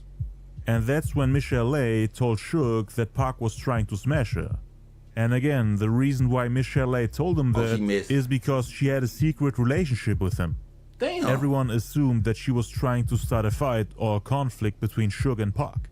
According to Daz Dillinger from the Dogg Pound, Suge approached Tupac later on and said, "Man, you gotta leave my B-word alone." And Pac then supposedly tried to more or less stay away from her. Daz is fully convinced that Michelle and Tupac slept together in New Orleans, where they had their show, cause she would always touch his chest and head as if he's her boyfriend. The same way she tried to get with Montel Jordan. These motherfuckers toxic as hell. Damn. Ooh, I couldn't be married back then. Hell no. Hell no. Motherfucker women didn't give a fuck. I thought you women, the day was crazy. Oh my God, back in the day, I ain't give a damn. Hello. 95. He said Michelle was trying to sleep with Tupac so that he puts her on more of his songs and helps her to make a comeback. Because she hadn't dropped an album since 1989, and Dre wasn't helping her at all. He only cared about his own music. Pac, on the other hand, tried to help wherever he could. He was in the studio almost every day and was willing to work with everyone on Death Row. That's why she supposedly tried to get close with him, to revive her own career. But Reggie Wright thinks that it's very unlikely that the two slept together, since Suge would have dropped her from the label. Although this is the same woman who chose to cheat on Dre with his business partner, knowing that the moment Dre finds out, it'll all be over. And Suge was only seeing Michelle as one of his side chicks at the time, cause he was already married to a woman named Sharitha and was sleeping with one girl after another, promising them that he'll make them famous. Damn. That's where a lot of the money on Death Row went, and Dre supposedly had a problem with that. Reggie Wright also denied that Suge got mad when hearing that Tupac tried to sleep with Michelle. Suge supposedly went to Reggie and said, "Yeah man, Pac messing ish up. He's trying to holler at Michelle. If Dre finds that out, he's gonna mess ish up. Pac shouldn't have did that. I don't know y'all. That'll mess up things between us and Dre." Suge and Reggie were laughing about it since Suge was already sleeping with Michelle. That's my first time hearing so he was just being sarcastic. So Reg told him, "What do you mean if Dre find out about Tupac hitting on her? Dre gonna have a problem with it when he find out you messing with her." Michelle might have tried to make Suge jealous by telling him the thing about Tupac, to see if he really cares for her. Shortly after that incident, the entire Death Row family did a photo shoot for the February issue of the Vibe magazine cover. It was supposed to represent the quote-unquote absolute pinnacle moment, top of mountain for Death Row. At the time, they felt unstoppable. The impression you had from the label was that it's a big, now, when I first seen this shit when I was younger, I was like, this a hard ass shit. But once you start finding out about people shit, this shit look different to your ass. Snoop Dogg like he's scared of here. Dre like he's scared of here. Pop look like he damn stressing. Suge Knight like he just look like he do some snake shit. Dez probably the only normal motherfucker I see in this video. Corrupt. Okay, Corrupt. I don't know who that lad dude is on the left. I don't know who he is. A healthy family where everyone gets along with each other and treats each other like their brothers and sisters. In the magazine, Dre was asked how he feels about Suge, and Dre gave him credit for coming up with the plan for Death Row in 1991. He said they are 50-50 partners. You know, me and Suge, we like brothers and ish. So in January 96, Dre still saw Suge as his brother. But if this photo shoot had happened a few weeks later, Dre wouldn't have been on it. Like for example, if it was the March 96 issue. Because Dre left in February, and in March he already formed... Yeah, but you just been on point tonight. Give me a hell yeah! And it's like when you go to work these days, hell yeah, that's the idea, for real. His new label. There was a part in the interview that raised a few eyebrows. Dre was asked if Death Row would exist without him. His expression went blank. He began to speak, but stopped himself to think for a moment, as if he's confused or trying to hide his real thoughts. All the disagreements they had behind the scenes, and him thinking of the possibility of him starting his own label. His response was indirect. It's clear that he chose his words wisely, so that he doesn't accidentally infuriate his partner Suge, or come off as if there are indeed plans of him leaving the label. He said, whatever I do is going to be the bombish, and people are going to benefit from it. I don't know. There might be another Dr. Dre out there, somewhere. He then left uneasily. There are of course numerous ways to interpret the statement. The phrase, wherever I am, whatever I do, could imply that Death Row ain't the only option for him. The part where he says, people are going to benefit from it, could also have a double meaning behind it and be a jab at Suge, who was more or less using Dre before moving on to other artists once he had no more use for him. Although according to Reggie Wright, Suge never wanted Dre to leave the company. And the phrase after that, there might be another... I think this part true. He might didn't want him to leave lobby, but goddamn, bro. You look, you fucking baby mama and shit. Then you got, there's too much going on. That shit, he about to straight me the fuck out. Like I'm really dumb. Ooh, Lord, it made me want to leave too. Y'all beating up people and shit and all type of shit. God damn. You know what I'm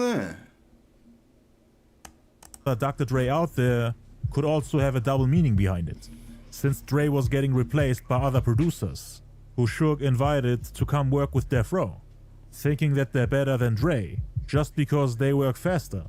Dez was slowly taking over for him as well, and DJ Quick... This is going to be part 1 for the chat. I'm going to start right here. I hope y'all enjoyed the stream. If you know the stream, I'm going to do a part 2 soon. I think tomorrow I'll probably do DMX. I want to do it then. I'm going to try to find some... Oh, we just going to talk about DMX. I'm going to do DMX tomorrow.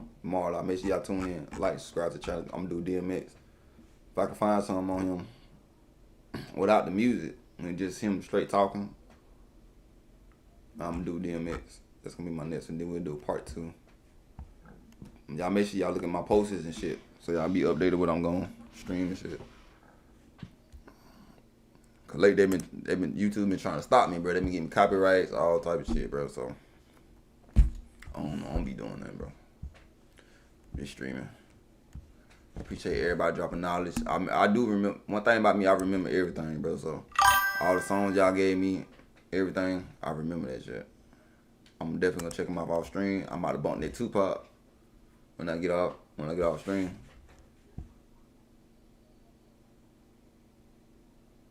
And ruin my work. God damn. Oh my God! Fast, bro. They need to do all type of stuff, but you know you like that, twin. I ain't know shit like that, bro.